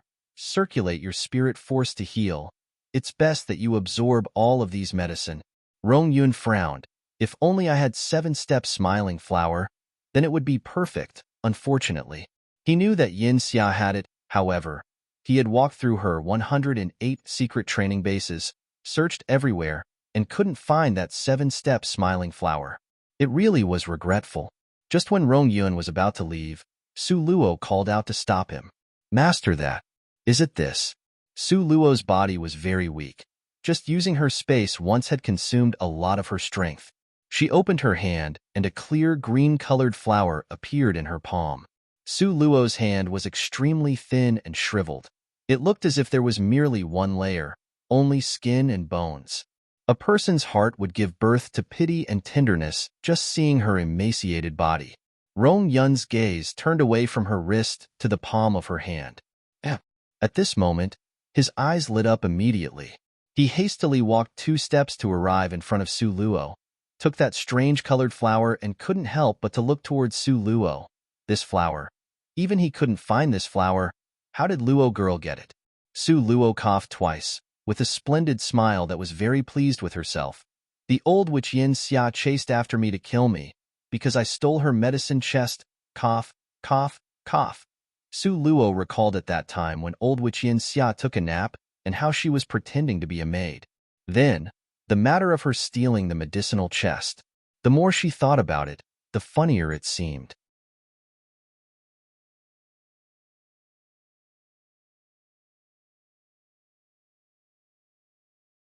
Grandmaster Rong Yun smiled in a spoiling manner. He rubbed her head. It's best that things ended up like this. You keep this 7-step smiling flower every 2 hours. You should eat one of the flower petals. 7-step smiling flower could purify the impurities in the medication. Currently, Su Luo was very weak. If the impurities in the medication was purified, it would be even easier for her to absorb. Otherwise, it would be like her swallow the drugs whole. Even if they were the best drug ingredients, she would still have wasted more than half of it. But now, it was great. With this stalk of 7-step smiling flower, then this problem was resolved. Rong Yun bitterly smiled and shook his head. Even injured to this degree, Luo girl's luck was still without a match.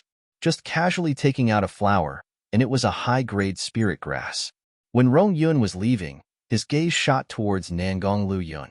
Nangong Luyun turned a blind eye to him. He walked to a place about 3 meters away from the medicinal cauldron, sat down cross-legged, and started to cultivate. Rong Yun nodded his head, turned around and left. With Nangong Luyun at her side taking care of her, he felt much more reassured. Rong Yun left the refining room and his figure disappeared in place. No one knew where he, as the only Grandmaster-level apothecary of the present age, went to. Speaking of Su Luo here, the last time Su Luo was shut in a medicinal cauldron to be cooked, those circumstances were really too hair-raising. However, this time, there wasn't even a bit of danger. Right now, Su Luo was comfortably leaning against the wall of the medicinal cauldron, so leisurely and carefree, as if soaking in a hot spring.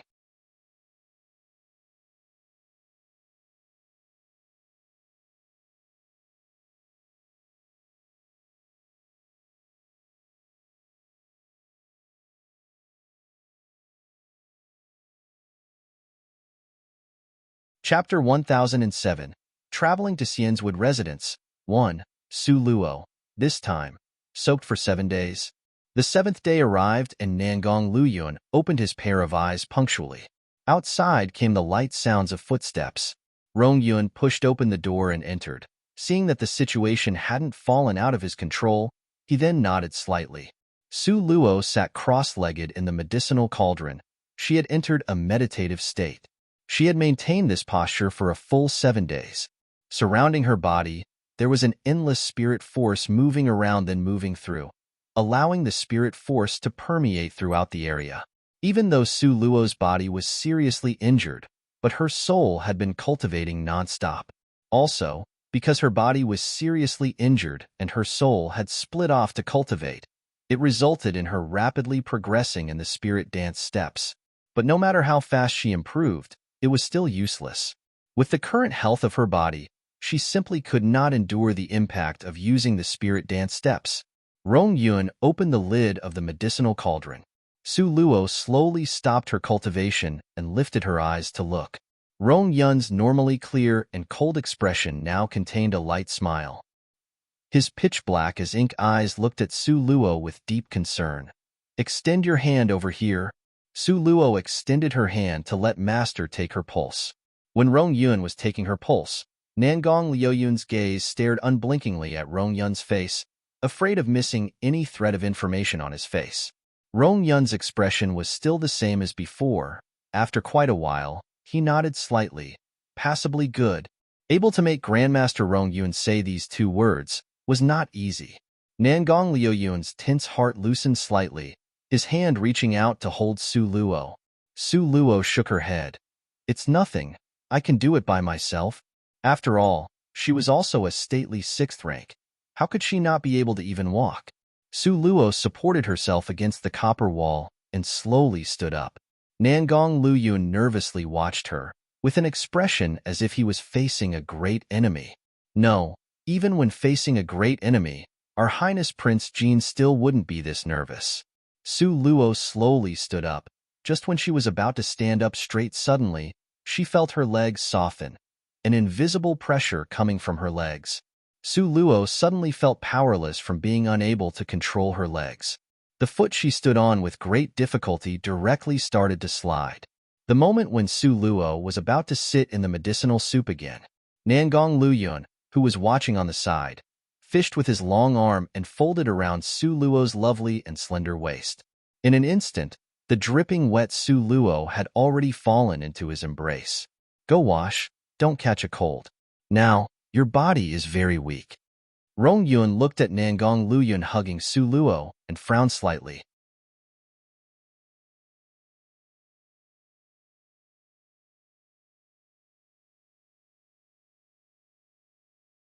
Seeing Nangong Luyun familiarly carry Su Luo while walking away, Rong Yun suddenly had a gloomy feeling of being a father and having his own daughter being snatched away by another person. After washing, Su Luo changed into clean clothes and was placed on the bed by Nangong Luyun like a precious treasure. "I'm not that weak." Because of moving her body, Su Luo grasped slightly for breath. After bathing in medicine for 7 days, her body was indeed somewhat better than before. At least, she was able to converse normally and not lose consciousness as often. Nangong Liuyun's pitch-black eyes stared at Su Luo, just like that, gazing deeply at her. "What?" Su Luo innocently blinked her eyes. At this moment, she was leaning on a pillow, while Nangong Luyun stood by her bedside. She lifted her eyes slightly and asked suspiciously. Nangong Luyun suddenly took a few steps forward, and his long body squatted down, staying just like that by her side. His head was buried deeply, not allowing people to clearly see the expression on his face. Su Luo quietly looked at him and didn't speak. After a long time, Nangong Luyun sucked in a deep breath. His voice was muffled and had a trace of hoarseness. Luo Luo? I'm sorry. His face that was hanging down wouldn't allow people to see the pain and suffering on his face. Because of the matter before, now, he solemnly apologized to her.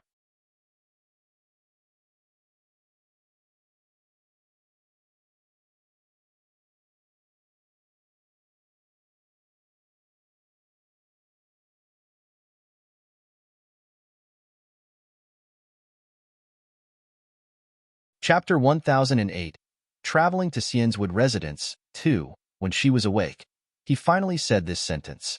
These days those words that he wanted to say made it difficult for him to stay calm. His Luo Luo could finally hear the apology from his heart. Su Luo looked at Nangong Luyun in a daze. The scene from that day appeared in her head.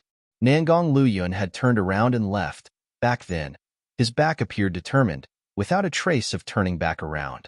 In the torrents of rain, her thin and weak figure wept in despair. Su Luo muttered a little to herself. Her slender jade hand gently stroked his hair, and she softly said, That day, I also had places where I was wrong. Can't blame it all on you. No, I was wrong. Nangong Luyun lifted his eyes. He who always appeared distant and indifferent, now displayed tender feelings that were quite touching. Su Luo smiled bitterly and shook her head. Nangong, I was wrong at that time. If I didn't hesitate and hold back, then you wouldn't have misunderstood. Luo Luo, Nangong Luyun's tone was gentle and low. His clearly jointed hand tightly gripped Su Luo's hand. Two lonely hearts intertwined closely, from two, becoming one. I really regret it. Nangong Luyun sat on the bedside, tightly hugging Su Luo to his chest. His chin was placed on her head and slowly narrated. If that day, I could be a little more patient, restrain my temper a little more, you wouldn't. Just recalling Su Luo having been wounded to such a degree by the old witch Yin Xia, the blue veins on Nangong Luyun's face that was fine as beautiful porcelain burst out, appearing ruthless and malevolent. Master has already killed that old witch Yin Xia. Su Luo smiled faintly, her smile bright and cheerful. I didn't personally kill her, Nangong Luyun said very regretfully. Su Luo looked at the elegantly dressed Nangong Luyun, who brought out the most noble and refined appearance, and she smiled. No harm in any case, she is already dead. However, Ouyang Yunqi still hasn't died. Nangong Luyun's fist clenched tightly. Right now, his gaze was abstruse and ice-cold, giving off a bone-chilling cold aura. His face had an insufferable, arrogant, and strong aggressiveness. Su Luo's heart tightened slightly.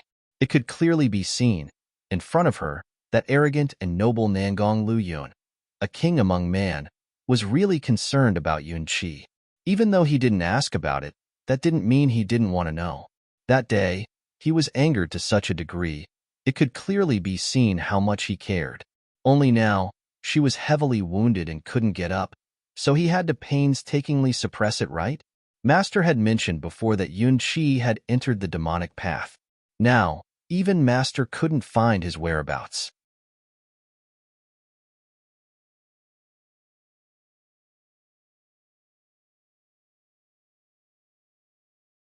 But one day, Yunqi will definitely return as a king among experts when that time comes.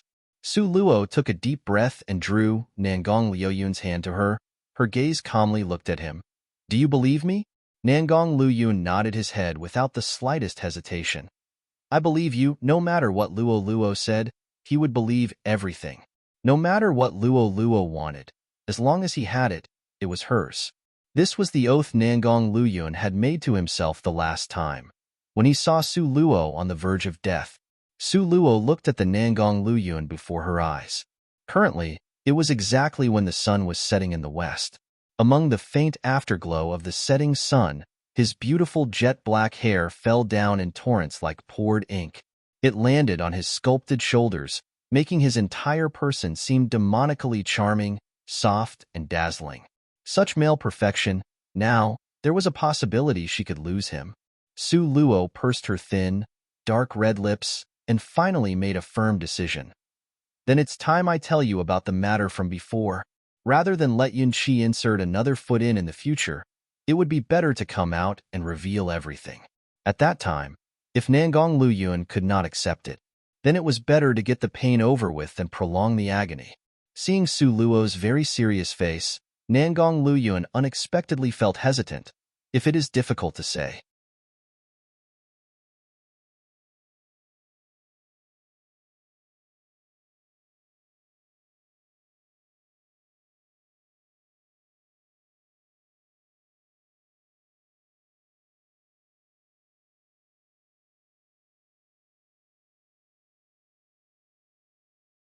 Chapter 1009. Traveling to Xian's Wood Residence. 3. No. Su Luo shook her head. Her gaze was unprecedented resolute. It's time to tell you, and after you know the truth, whether you stay or leave, you decide for yourself. Nangong Liuyun's gaze was deep, demonically charming and soft, as well as enigmatic and unpredictable. With that burning gaze, he stared at Su Luo, not saying a word. His gaze was too bright, as if in front of him, all the secrets would have nowhere to hide. Su Luo avoided his gaze in the next instant and slowly said, "Do you believe that reincarnation exists in this world?" Reincarnation? If someone else had said this, Nangong Luyun naturally would not believe them. That was how absurd of a matter. However, these words came from Su Luo's mouth. For a moment, he wavered. Nangong, believe me, on this earth, there is the matter of reincarnation. Su Luo determinedly watched him, her gaze dazzling and sharp. I clearly remember matters that happened in my previous life.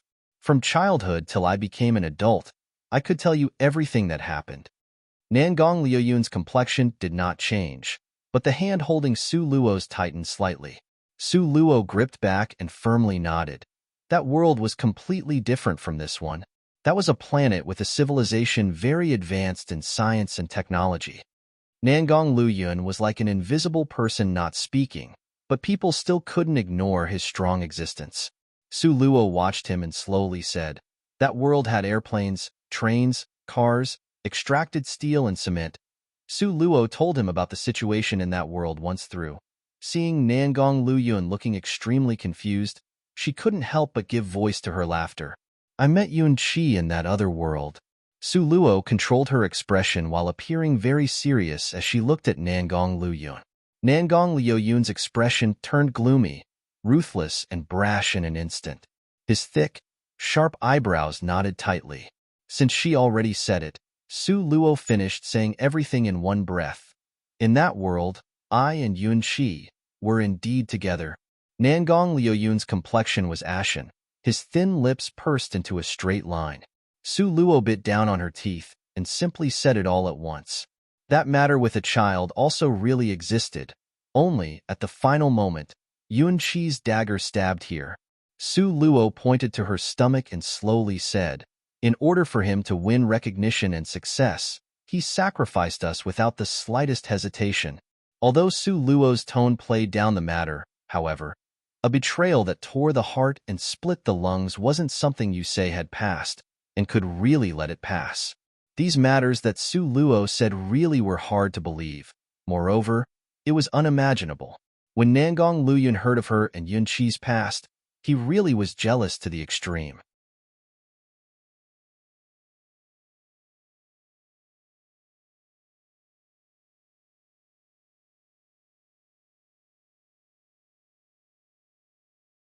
However, when Su Luo talked about that scene of betrayal, when she used such an insipid and light tone to describe the scenario, Nangong Liuyun's heart clenched tightly together.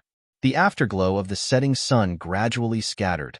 Inside the room was pitch black. Neither of them went to light a candle.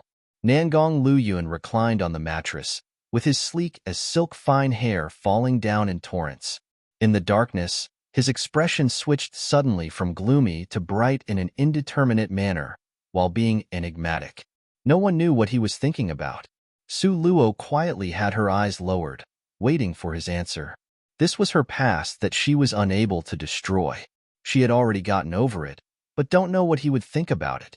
If he does mind, then it will end here.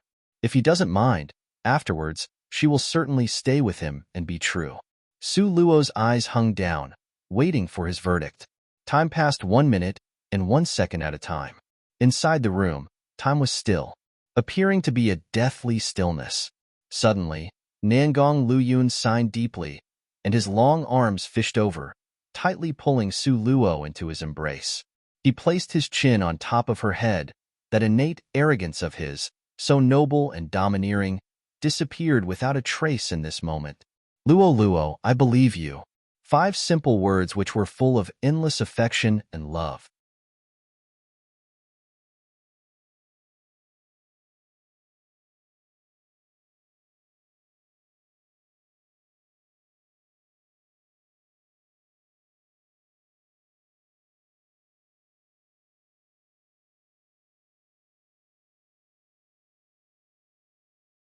Chapter 10:10. Traveling to Xian's residence. 4. He said he believed her? Su Luo's eyes suddenly lit up, and her pale and sickly face immediately looked radiant. Nangong, the always strong Su Luo, had a faint moistness in her eyes. According to his violent, nefarious, and ruthless temperament, shouldn't he have left in a violent rage without ever looking back? Nangong Luyun released her, his pair of black pupils staring attentively at Su Luo.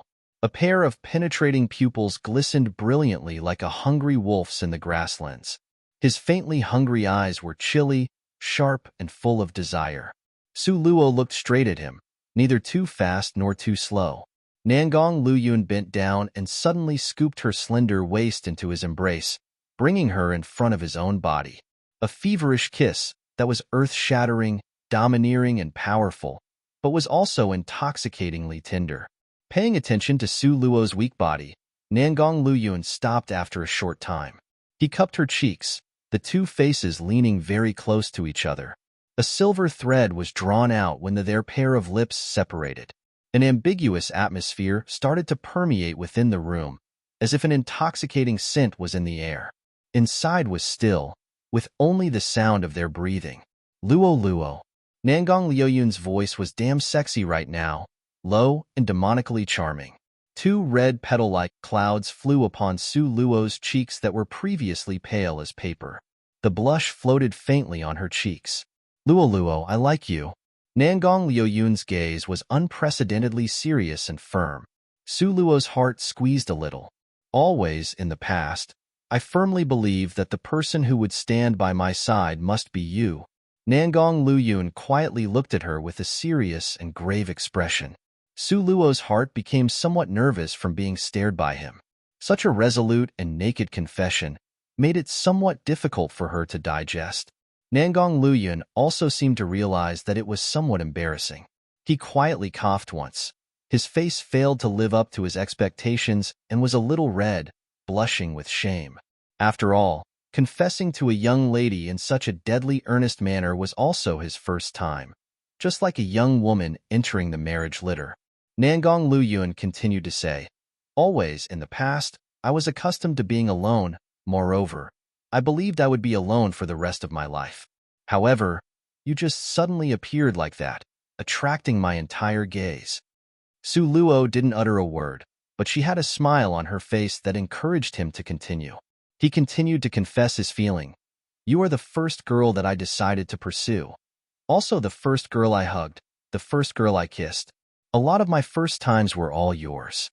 Su Luo bit down on her teeth.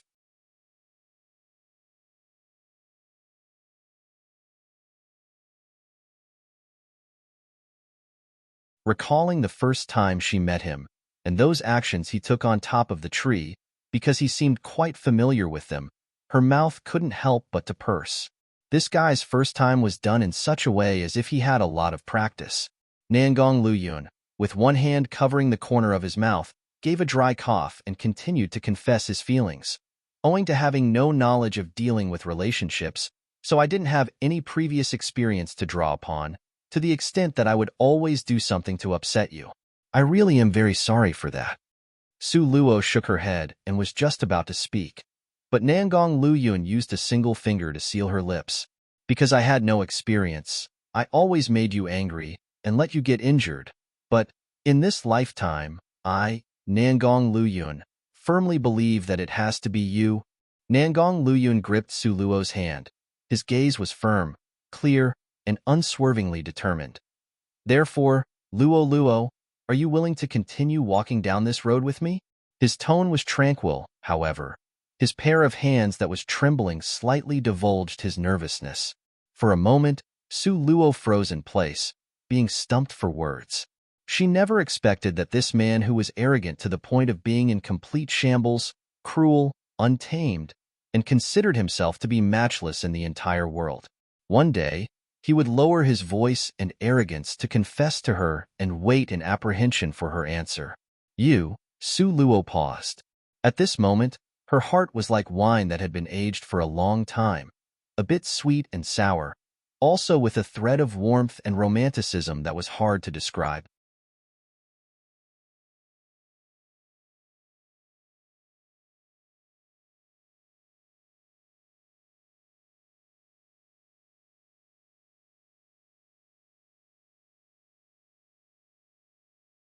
Chapter 1011, Traveling to Xianswood Residence, 5. You really don't care about my past? Su Luo stared fixedly at him. She did not wish that one day he would bring this out to settle this old account. The previous life's matter was already finished. I only know the you in this life. Nangong Luyun firmly looked at her. That's right, the past, just let it pass.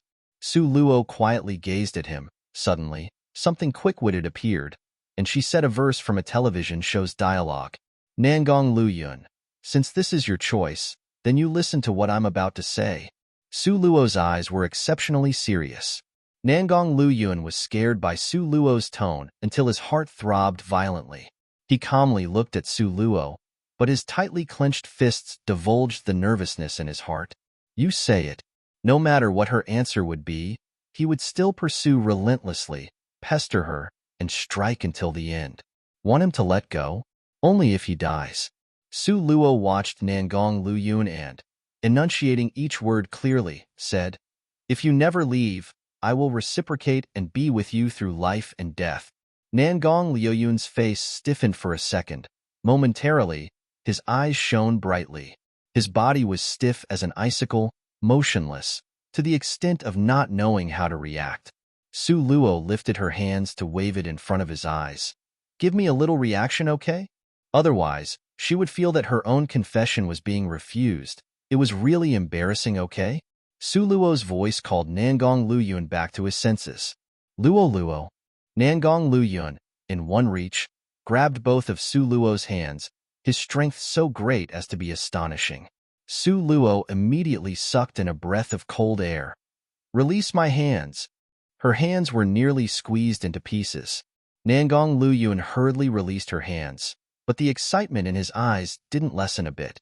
That incredulously disbelieving expression was also ecstatic from being moved, to the extent that his stiff body, which then loosened, was trembling slightly. All these reactions landed in Su Luo's eyes without missing an iota. You said we will never leave each other and rely on each other through life and death? Nangong Luyun's pair of outrageously beautiful eyes, right now, was like an ignited flame, bright and dazzling. The corner of Su Luo's mouth had a smile as she faintly nodded. Just now the wind was too loud. I didn't hear it clearly. Say it again. Nangong Luyun could not conceal the happiness at the corner of his mouth, and requested it in a childishly stubborn manner. The image of Nangong Luyun being so deeply bleak and lonesome when she had lost consciousness appeared in Su Luo's mind, making her heart turn faintly astringent. She nodded her head, with a shallow smile in her eyes. She looked into his deep eyes.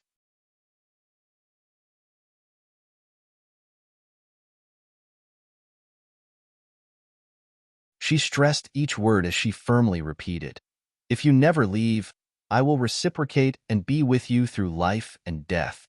Nangong Luyun, let's be together. Nangong Luyun immediately was so happy that he became foolish.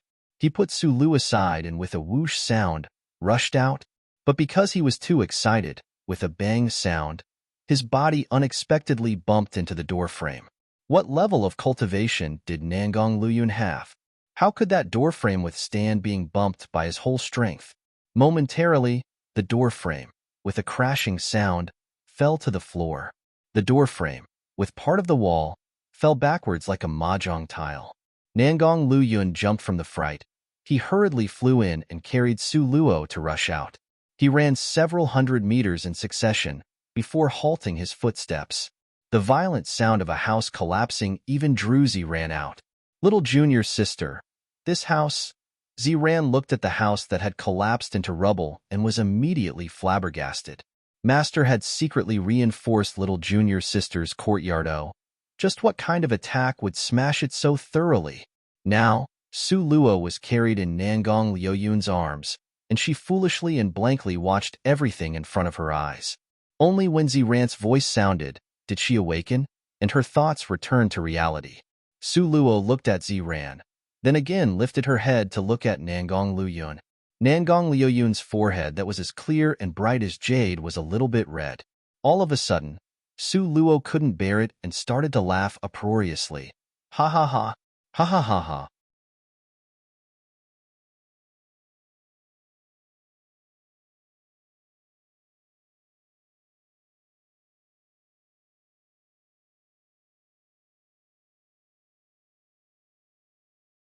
Chapter 10-12, Traveling to Xianzwood Residence, 6. Hearing Su Luo bursting out laughter, an embarrassed color appeared on Nangong Liuyun's face. Stomach. Hurts. Ha ha ha. Su Luo, who was being held by Nangong Luyun, laughed so hard her stomach nearly cramped up. If she was lying on a bed, she'd be rolling around with laughter. At that time, our poor His Highness Prince Jean was not only being made fun of, he also had to help the future Princess Jean, who laughed until she couldn't breathe, to rub her stomach that was aching because she laughed too much. Is it a little better? Nangong Luyun looked at Su Luo at a loss. Su Luo clasped her belly, choked back her laughter, and nodded her head earnestly. Ziran, who was on the side, inserted a sentence in a timely manner. Little junior sister, how did this house collapse, ah? After you left, Master specifically placed a matrix spell so that not even an 8th or 9th rank's attacks could destroy it. Su Luo's abdomen shook. Clearly she was extremely uncomfortable from holding back the laughter. Ziran once again circled around the house that collapsed in puzzlement. He frowned while walking. How could it have started to collapse from the doorframe? Su Luo worked so hard to stifle it. But with Ziran's earnest appearance of probing for the actual facts made it so Su Luo couldn't restrain it anymore.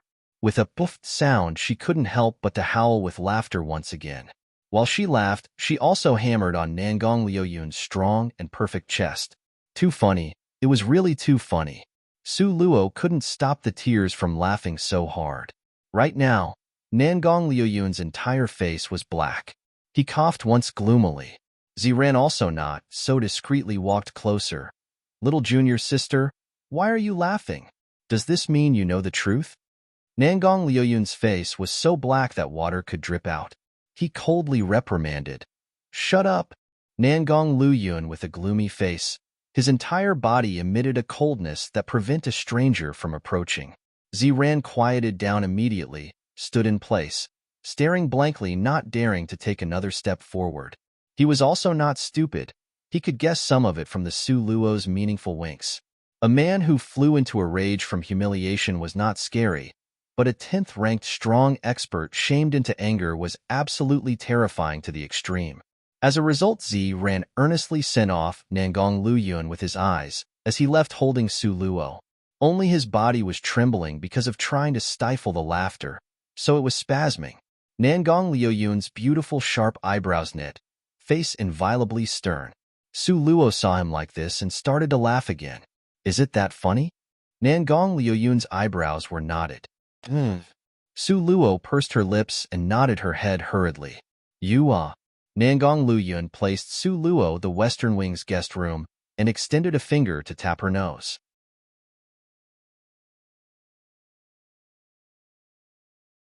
The main house had collapsed, but the western wing was barely adequate for a person to enter. Nangong Luyun, you're too cute. Su Luo pulled down his head. With a smack sound from a kiss, she left a clear mark on his face. Nangong Luyun was immediately struck dumb. After doing something so stupid, he still get this kind of treatment? Su Luo cupped his flawlessly handsome face and sighed emotionally. Su Luo, by what virtues and abilities did I make you fall in love with me? Luo Luo. Nangong Liuyun's eyes, which were cold as millennium-old snow, now shone with starlight speckles of happiness and joy. Nangong Luyun, you are mine. Su Luo branded his lips with hers. Seal done. Cannot back out. The smile at the corner of Nangong Liuyun's lips flowed over. His heart was stuffed full of happiness, not allowing anything else to squeeze in. Okay, I am yours. Nangong Luyun nodded his head obediently, like a docile, fierce-looking tiger. Later on the outside, you are not allowed to fool around. Su Luo scowled coldly, seizing this opportunity to take the city, establishing an unfair but favorable to her clause in this agreement.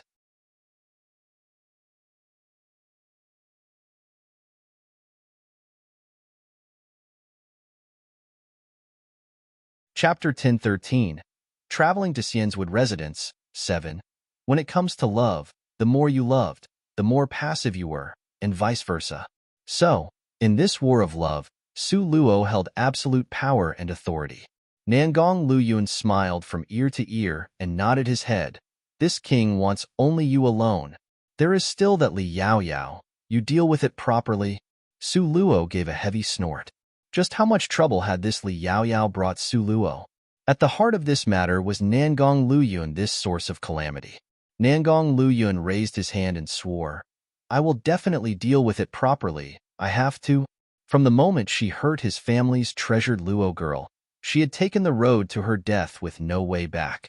Seeing Su Luo thinking with her head tilted and those round eyes turning in circles, Nangong Luyun felt that his family's treasured Luo girl was too adorable. What other conditions do you have? Tell me all of it now. Nangong Luyun curiously and generously waved his hand. For the time being, I haven't thought of it. Su Luo thought about it for a really long time, but still couldn't come up with anything. It was all because Nangong Luyun had always spoiled and pampered her to the extreme since the beginning, making it impossible for her to find a bone to pick with him. The two people confided to each other. This was the first time they both had clearly expressed their own feelings to each other. After the confessions, the vague, hazy, and blurred feelings were finally certain. Luo Luo, let's get married after returning from Xianzwood Residence, okay? Nangong Luyun gazed at her determinately with deep emotions. His beautiful eyes were full of expectations. He had never wished for nor hoped for that day to come as much as now. Was Nangong Luyun proposing to her right now? Su Luo's body was startled as she stared blankly. She looked at him somewhat in disbelief. Isn't it a bit too fast? Su Luo's brain short-circuited. They had just figured out their feelings, and to get married now, wasn't it a bit too fast? Nangong Luyun thought that Su Luo was unwilling, so he didn't make it difficult for her. He smilingly stroked her soft hair and said, everything will be done according to your wishes, as long as you're always by this king's side. Then this king had nothing else he wanted to ask for. How difficult was it for Nangong Luyun to say these words? In his entire life, only with Su Luo would he be so sincere and held nothing back. We will always, always be together. Su Luo saw the slight disappointment deep in his eyes. Finally, she still nodded her head. Okay, once we return from Xianzwood Residence, we'll get married. But the 9 different palaces in the Xianzwood Residence was famous for how difficult it was to challenge them. So to pass all 9 challenges was even more difficult. Could they really obtain the Scarlet Blood Ningpo figwort? Could it really fix her broken body? Everything was still uncertain. While chatting, because Su Luo's body didn't have enough physical strength to continue, her eyes closed tightly, and she sank into deep sleep.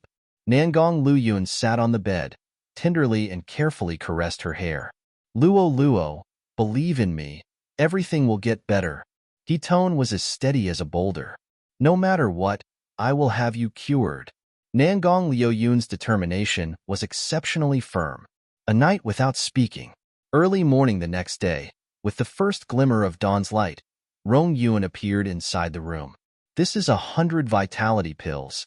Master Rong Yun took out a palm-sized white jade bottle from his sleeve and handed it over to Su Luo. "Master, this..."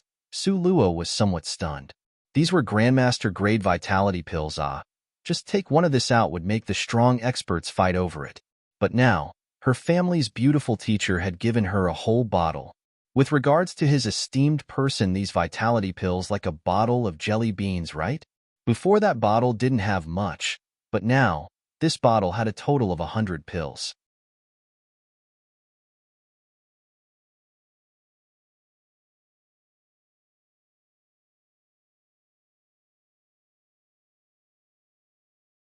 Chapter 1014, Traveling to Xianzwood Residence.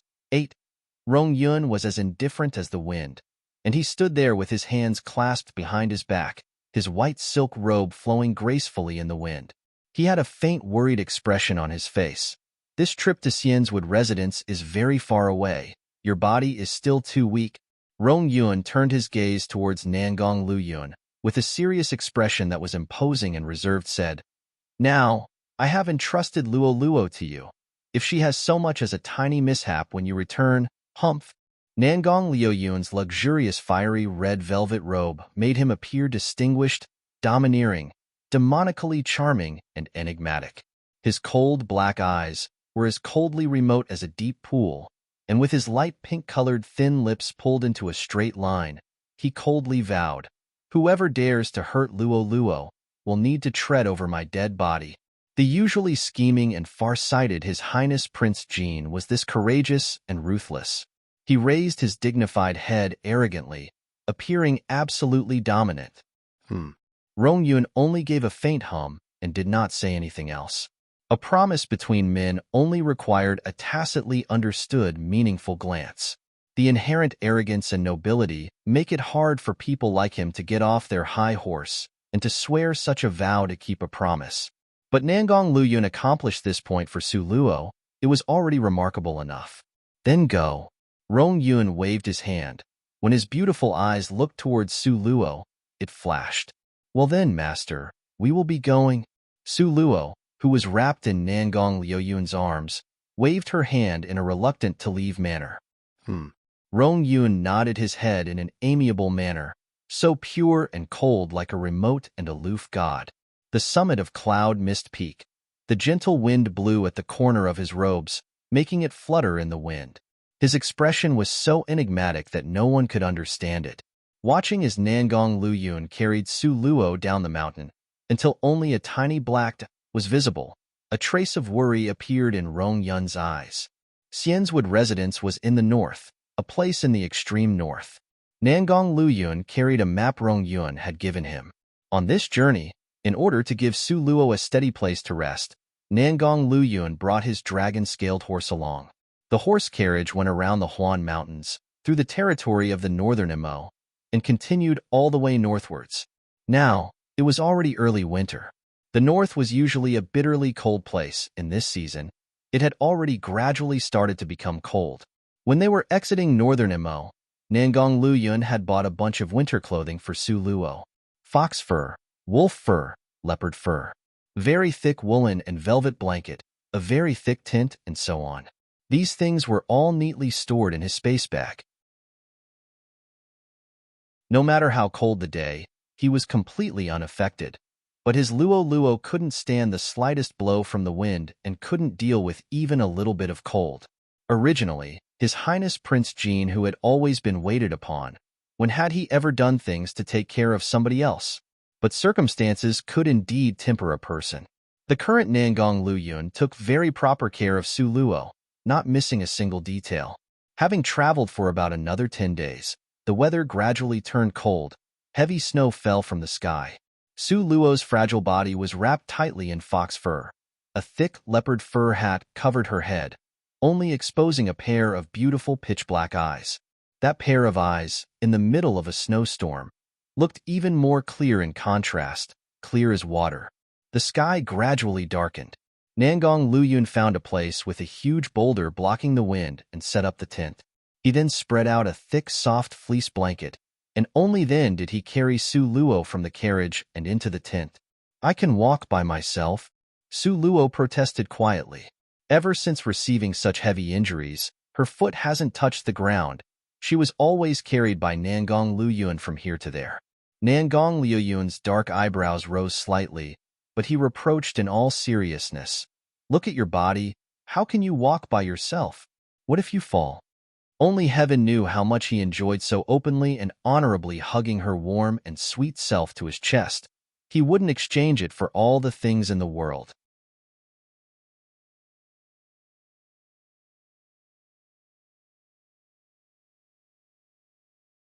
Chapter 10:15. Traveling to Xianzwood Residence. 9. Su Luo was carried into the warm tent. Then he used a thick cloak to wrap tightly around Su Luo again, who already had another layer that bound her into a cocoon. Su Luo had no other choice. She turned her pale face up and said in a small, grumbling voice, "So hot."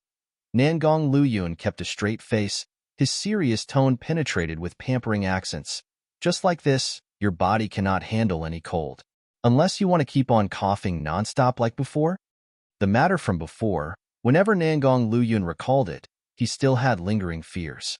After the first snow, the sun shone brightly. Su Luo, this girl, took off her fur clothing, but with a light gust of wind, she got a serious chill and started coughing nonstop. Nangong Luyun carried her around northern Imo City in search of a doctor. In the end, our ruthless Highness Prince Jean directly kidnapped the imperial physician. After taking medicine for several days, Su Luo eventually got a little better. But this incident left Nangong Luyun with a hard-to-erase feeling of remorse. Ever since, he watched over Su Luo very strictly, spoiling her like a wife and a daughter. However, if it concerned Su Luo's body, he refused to yield an inch and was very obstinate about it. Su Luo also remembered that incident, so she didn't persist. She merely laid on the soft mattress, smilingly watched Nangong Luyun as he bustled about. His Highness Prince Jean, the embodiment of 5 great men. What was he so busy doing? The well-read and intelligent His Highness Prince Jean, usually with a wave of his hand, a person's head would drop to the ground. The always brilliant in determining the outcome of his battles from afar, that His Highness Prince Jean, was now in the process of cleaning his hand and making Su Luo some soup. Normally, in this kind of weather, he could hunt a prey, then roast it over a fire, smear on a layer of chili paste and cumin on top. This was the quickest and most convenient meal. Only, how could he let the injured Su Luo eat this kind of coarse food? Our Highness Prince Jean was determined not to allow it. At this time, Nangong Luyun had already set up a wooden frame, with a small cooking pot hanging from it. Inside the little iron pot was full of top-quality rice that gave off an alluring fragrance. Along the way, Nangong Luyun, who had never set foot in a kitchen, had been trained to have a great set of cooking skills. Because Su Luo was a picky eater, she could tell if those foods had a pinch too much salt or lacking a single Sichuan peppercorn. Under the iron pot, the fire burned just right. In the iron pot, the rice congee cooked neither too slow nor too fast. With the sun setting in the west, a curtain of darkness gradually descended.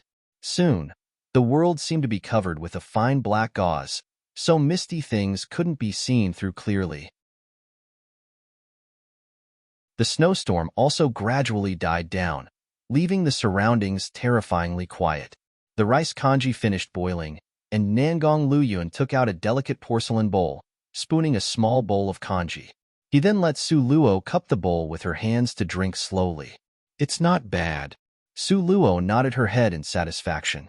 Nangong Luyun's pair of pitch-black dark eyes immediately looked like the stars in the night sky, sparkling brightly.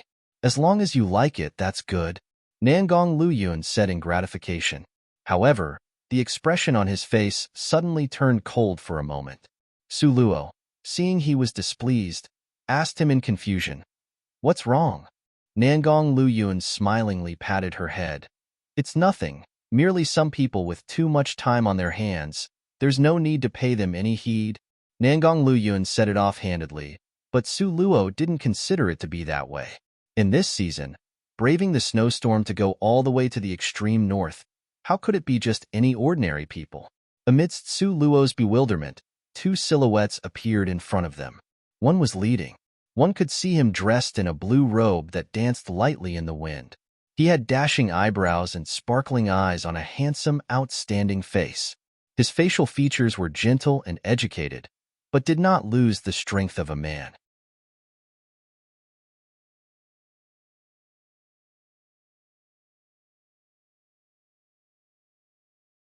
Chapter 1016. Traveling to Xian's residence. 10. A young lady stood next to him. This girl wore a golden silk dress. She was clear as ice and clean as jade, just like a fairy. She had a pair of sparkling and clear, jade-like eyes. Her skin was like congealed amber, white but penetrated through with a touch of pink. Her smile was fresh and touching, so beautiful that people would be infatuated. When she saw this young lady, Su Luo's hands that was holding the porcelain bowl paused slightly. The Jade Lakes Fairy? Why would she be here? Li Yaoyao recognized Nangong Luyun in one glance. Without being called over, she automatically approached close to him on her own. Third senior brother. Such a coincidence to actually encounter you here. Li Yaoyao usually had an aloof and cold face. When she saw Nangong Luyun, it lit up like the fireworks in March, so bright and dazzling. Nangong Luyun's sharp eyebrows nodded coldly. He did not forget the agreement he had made with Su Luo from before. Among them, Li Yaoyao was a typical example. Her name was specially pointed out and warned against. Li Yaoyao's smiling expression was sweet-tempered and amiable, as if all the previous unpleasantness had vanished completely. Third senior brother, it smells really delicious. Did you personally make this kanji? Li Yaoyao acted as if no one else was present, stepping close to Nangong Luyun's side in an intimate and enthusiastic manner. It was as if their relationship was very intimate. Nangong Luyun frowned. He carried Su Luo and took a step away from her. Li Yaoyao's expression darkened slightly, but very quickly, her fighting spirit was once again ignited. Ah, third senior brother, who are you carrying? A sharp light flashed through Li Yaoyao's eyes. It was because Su Luo was bundled up like a small plump bear, and the hat on her head hung very low, nearly blocking her whole face. In addition to the illumination right now being low, so Li Yaoyao momentarily didn't recognize her. Nangong Luyun scanned her with his eyes in annoyance. With a brittle, cold tone, he said straightforwardly, "You're not welcomed here." Li Yaoyao's body suddenly stiffened for a bit. She looked like she wanted to sob from being wronged, almost about to cry but did not cry, appearing extremely pitiful. The man behind her came forward and was about to say something, but was stopped by Li Yaoyao. Li Yaoyao looked at Nangong Luyun and forced herself to look happy.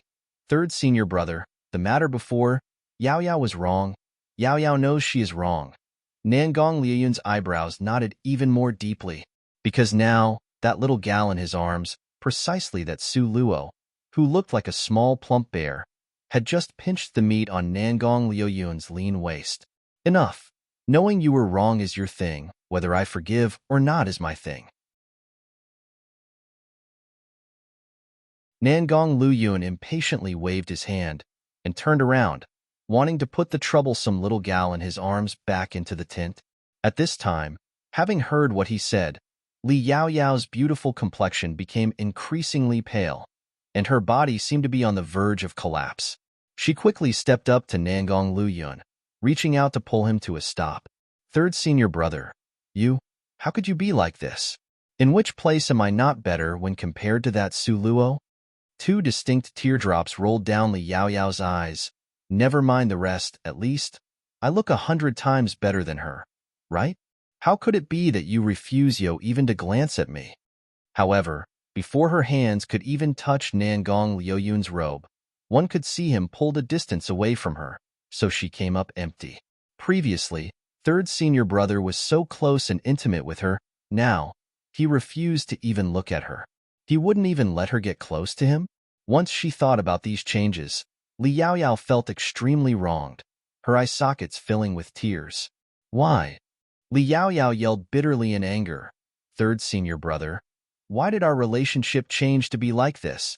I'm not reconciled, really not reconciled. From when she started to understand stuff, she was determined it would be third senior brother. She had firmly believed he would ride on the dragon's scaled horse as the groom to escort her marriage litter. However, why did it now change to be like this?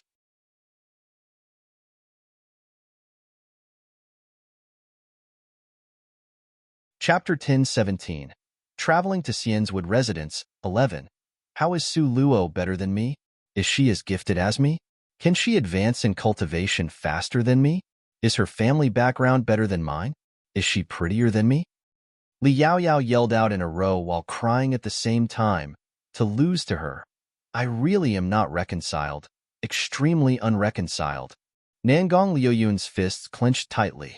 His Luo Luo was the best girl in this entire world. Li Yaoyao couldn't even be compared to one of her fingernails. How could she have the face to rant so loudly here? As a result, Our Highness Prince Jean sent a confused glance at Li Yaoyao. His voice cold as ice, lacking a trace of emotion. You are not reconciled. What does it have to do with me? You are not reconciled. What does it have to do with me? These few simple and clear words coldly and ruthlessly shut Li Yaoyao out completely. In the world of emotions, complete indifference hurt people the most. Now, Nangong Luyun, without holding back in the least, displayed his indifference and complete lack of regard for her feelings. Li Yaoyao's figure swayed, tottering on the verge of collapsing. The man who was behind her had his eyebrows knotted tightly. He looked at Nangong Luyun with displeasure. Third junior brother, you have changed? Nangong Luyun's indifferent gaze shot towards Situ Ming. This matter doesn't concern you. Nangong Luyun frowned. Situ Ming was Nangong Luyun's and Li Yaoyao's fellow student, under the same teacher, ranked second. Normally, he was warm and friendly, calm and controlled. He was always respected among teachers' fellow brother and sister students. Third junior brother, no matter what is said, Yao Yao is still your fellow junior sister that grew up with you. Your words and behavior right now make a person feel bitterly disappointed. Situ Ming expressed his displeasure. When he said this sentence, Situ Ming's gaze coldly shot towards Nangong Liyun's arms. Su Luo was bundled up tightly so Situ Ming couldn't see her clearly. However, instinctively, he didn't like the girl in third junior brother's arms. How sharp and perceptive was Nangong Liyun's senses? With just one glance from Situ Ming, he knew the other side didn't like Su Luo. His Luo Luo, he wanted to spoil and pamper her to the point of giving her the entire world to play with. But now, his second senior brother unexpectedly didn't like Luo Luo. Our Highness Prince Jean wasn't happy, and his anger naturally was drawn towards Li Yaoyao's body. When words are sour, saying more is useless, we'll leave, Nangong Luyun said coldly. If right now, Li Yaoyao wasn't carrying the Jade Lake's palace's key and Situ Ming didn't have the Purgatory City's key on his body, based on His Highness Prince Jin's arrogance, he wouldn't let them go so easily. However, when His Highness Prince Jin retreated half a step, the other side seemed to have no intention of retreating. Instead, they inched closer. Li Yaoyao's attention was all directed at the plump girl in Nangong Liyun's arms. Who is she? Li Yaoyao's body didn't move, but a thread of blame was audible in her voice. Why didn't she ponder a bit? What right did she have to criticize Nangong Luyun for carrying another woman in his arms? Situ Ming also didn't leave. He stood firmly by Li Yaoyao's side, becoming her strongest support. From childhood to adult, Situ Ming was like an older brother, unconditionally forgiving, indulging, and spoiling Li Yaoyao. Because, from the very early in the beginning, he had started to like her. Because Li Yaoyao liked Nangong Luyun, the magnanimous Situ Ming voluntarily conceded, and even gave his blessing in a heartfelt manner. But one day, Li Yaoyao cried while telling him that Nangong Luyun didn't want her, and he was snatched away by another woman. In Situ Ming's eyes, this otherworldly and uncommon Jade Lake's fairy was like a goddess to him. How could he allow his goddess to be wronged? Even if Nangong Luyun was the junior brother he thought most highly of, however, compared to his goddess, how could a junior brother's worth be comparable?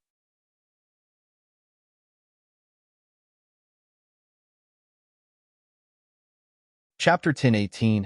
Sudden Change in Travel Plans. 1. As a result, when Li Yaoyao asked him to accompany her to Xian's residence, Situ Ming agreed on the spot. Nangong, who are you carrying in your arms? Seeing that Nangong Luyun only coldly sneered at Li Yaoyao's question, Situ Ming frowned and immediately followed with another questioning sentence. Situ Ming was smart. He could somewhat guess at who Nangong Luyun was carrying in his arms. Li Yaoyao also stared at Nangong Luyun anxiously. Nangong Luyun's arms that was wrapped around Su Luo tightened some more, his eyebrows furrowing even deeper. His Luo girl right now was so weak, she couldn't be subjected to even a bit of grievance. Nangong Luyun's speaking speed wasn't slow nor fast, but still sounded chilly and threatening. You guys don't need to know, nor do you have the qualification to know. A touch of annoyance slipped past Situ Ming's face. Although before, third junior brother was cold and detached, he would never be this rude. In the end, who was in his arms that would make him this nervous? Li Yaoyao, because she had Situ Ming's support, took a few steps to walk to the front of Nangong Luyun. Her sharp gaze stared at the figure in his arms. Su Luo faintly sighed in her heart. That pair of eyes was sharp as cold blades, as if they could penetrate through the heavy fur to shoot straight into her heart. Being provoked like this, if Su Luo continued to be like an ostrich seeking protection in Nangong Luyun's arms, then what qualification did she have to stand shoulder to shoulder with Nangong Luyun? Let alone it was in front of Li Yaoyao? Su Luo's jet black eyes shone slightly, a sharp ray of light flashing past without notice. Su Luo moved her hand and pulled down her furry hat, revealing an ill but unearthly beautiful face. Seeing this suffocatingly beautiful face, Li Yaoyao felt her throat clog up as she subconsciously took half a step back. This person, one could only see these exceptionally beautiful delicate facial features, especially that pair of eyes, so watery and moving. That very elastic skin was sparkling and translucent as snow, delicate like fine porcelain, with qualities that was out of this world, elegant like a fairy. Li Yaoyao had always bragged that she was the most beautiful woman in the world, but having seen this face, she suddenly felt unworthy and inferior. Such a familiar face, especially that pair of eyes, dazzling like a sharp sword, glittering as if she could see clearly into people's heart. These clearly were Su Luo's eyes. But this face, an intense sense of uneasiness struck her. Li Yaoyao only felt as if the world was spinning, her vision blurred, her entire body trembled. You? Who are you in the end? Li Yaoyao held on to that last thread of hope. No, it can't be her. Absolutely cannot be Su Luo, that little slut. Last time, she only had a hasty glance at Fairy Yin Xia's place.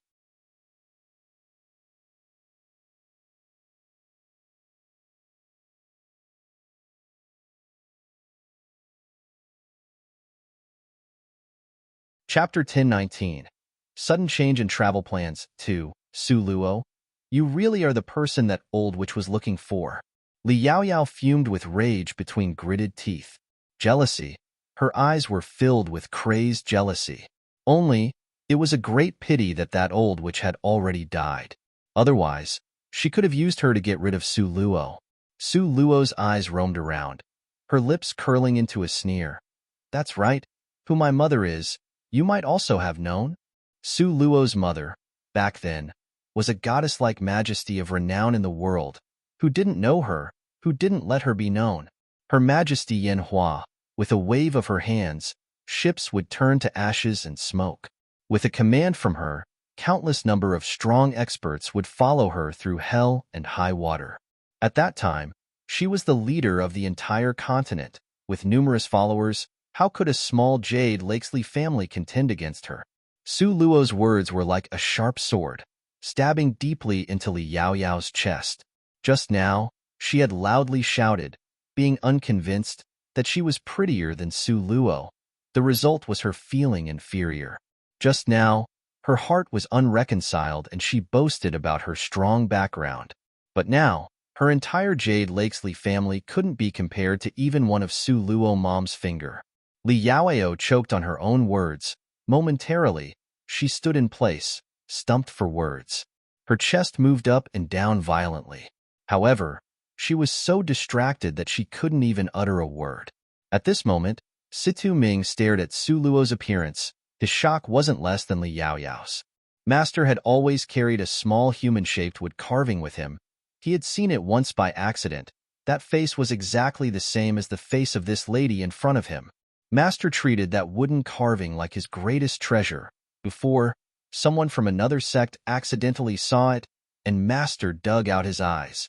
Master was normally kind, but as long as Matters touches upon that wooden carving, he would change into a completely different person.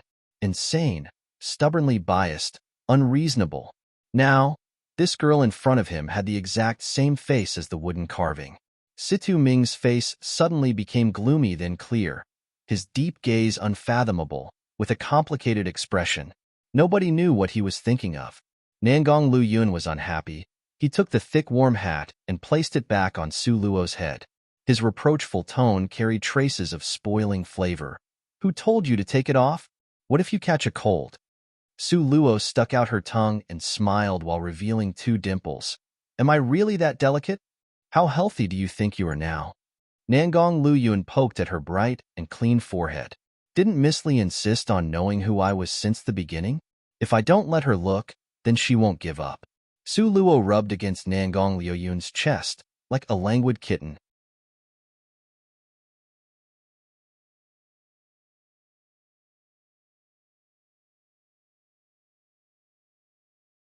Chapter 10:20. Sudden change in travel plans. 3. She squeezed out a smile. With that broad smile on her face, she turned to Su Luo and said, "When Miss Su was expelled from Su Manor at that time, I even felt sorry for you. But it turned out that Miss Su is from Her Majesty Yin Hua's bloodline. Congratulations, congratulations." Su Luo's eyes narrowed slightly. Li Yaoyao had changed. The originally cold and arrogant Li Yaoyao, who disdained and was contemptuous of other people, had now become smooth and slick, knowing when to strike to have everything go her way. The cold and arrogant Li Yaoyao was easy to handle because she had principles and a bottom line. But the her right now had changed a lot. How to be unequaled in the entire world. So she would be invincible. Li Yaoyao simply didn't have any principles or a bottom line now. She pursued Nangong Lu Yun in a bigot manner, completely disregarding her reputation. This kind of person was the worst to deal with. However, Su Luo was only a little more guarded in her heart. Su Luo laughed indifferently. Miss Li really felt sorry for me? Why is it that I heard back then, when Su Zian expelled me from Su Manor, it was because of Miss Li's orders? Li Yaoyao's face didn't change. She shook her head. Miss Su is mistaken. How could it be my doing? This is absolutely impossible. Su Luo gave a sneer, and she leaned against Nangong Liu Yun's chest, disinclined to pay more attention to her. Now, Li Yaoyao already had no shame to speak off. Flaunting her snappy retorts was meaningless. Why should she waste any more precious strength to argue with her? Especially since the man Li Yaoyao wanted the most was holding her. The victor ought to be a bit more tolerant towards the loser. As a result, Su Luo laughed a little and rubbed herself against Nangong Liu Yun's chest again. An exceptional man, Nangong Lu Yun immediately asked lovingly and with deep concern, "Girl, what's wrong? Are you not comfortable?" His gaze was worried and anxious, his mood nervous and uneasy. Li Yaoyao did not hesitate to sacrifice her life to have him turn back to glance at her, but Nangong Liu Yun's entire heart was fastened on Su Luo's body. He became endlessly nervous because of one light cough from her.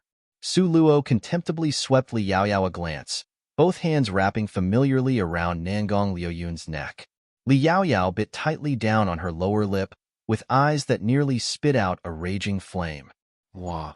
Su Luo pulled Nangong Liu Yun's head down and placed a firm kiss on his face. Nangong Liu Yun was startled, then he immediately smiled in a dim-witted manner. This was Luo Luo's way of declaring her sovereignty over him to the outside world. How could Nangong Liu Yun not be happy? Li Yaoyao felt so much hatred that she nearly broke her gums from biting down. With her fists clenched firmly, the sound of bones popping could clearly be heard.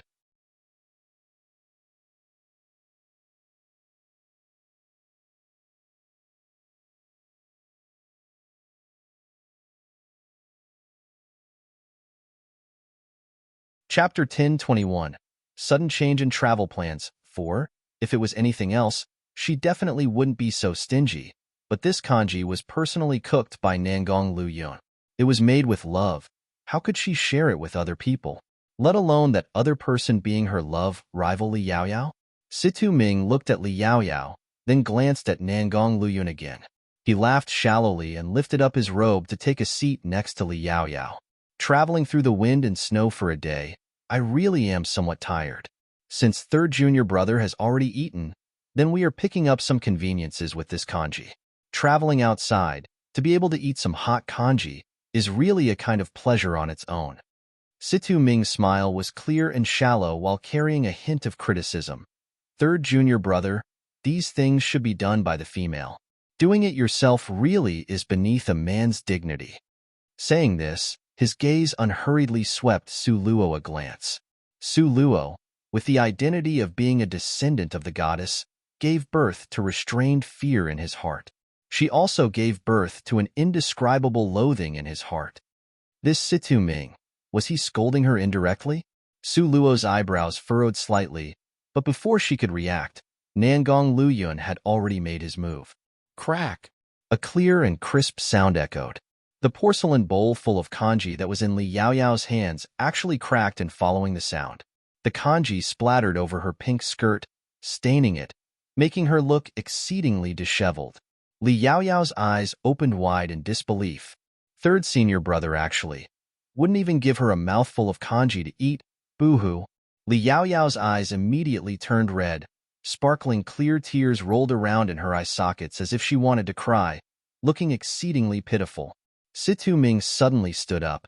His eyes were deeply cold as he glared at Nangong Luyun. His entire body emitted flames of wrath. Nangong Luyun, you went over the line. Situ Ming was always a gentle and good person. This was the first time he used such a serious tone to reproach Nangong Luyun. Second senior brother, this doesn't concern you. Nangong Luyun frowned in annoyance. Second senior brother didn't have any bad intentions. It's just that his two eyes had been deceived, unable to distinguish right from wrong. Nangong Luyun was also too lazy to explain it to him. Second senior brother, boo-hoo, you don't? It's my own problem. Li Yaoyao cried like raindrops on pear blossoms, inciting people to take pity on her. Her crying like this completely stirred up Situ Ming's tender and protective feelings for the fairer sex. Situ Ming pulled Li Yaoyao a few steps to walk in front of Nangong Luyun, his gaze giving off a piercing cold light. Nangong, you look clearly. She is Yaoyao. She is your childhood sweetheart that grew up with you. She had entrusted the rest of her life to you, treating you as a close relative. Now, because of some random girl, you actually treat Yaoyao like this. You simply are unreasonable. Nangong Luyun's phoenix eyes narrowed, the corners of his mouth pulling into a cold and cruel sneer. Although he was smiling, his smile didn't reach his eyes. Those indifferent eyes reflected a gloomy cold light. Nangong Luyun slowly placed Su Luo on the ground. With a warm, gentle smile, he tightened the collar of Su Luo's clothing and lifted an eyebrow in a demonically charming manner. Be obedient and stand here, okay? Su Luo's eyes had a complicated expression.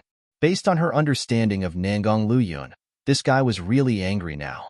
Usually, the more languid, the more refined and cultivated he was, the scarier he would be when he exploded.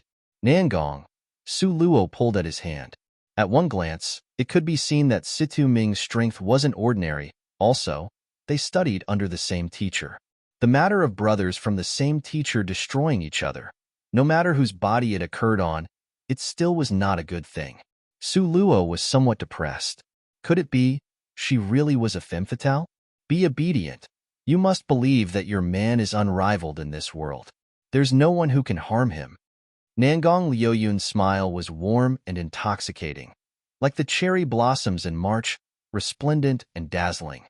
You're tuning in to the Romance Rendezvous YouTube channel. We're so grateful for your support, and don't forget to subscribe to join us on this incredible journey through captivating stories. Your generosity through donations truly makes a world of difference, as it's the primary source of revenue that allows me to expand and enhance this channel for you.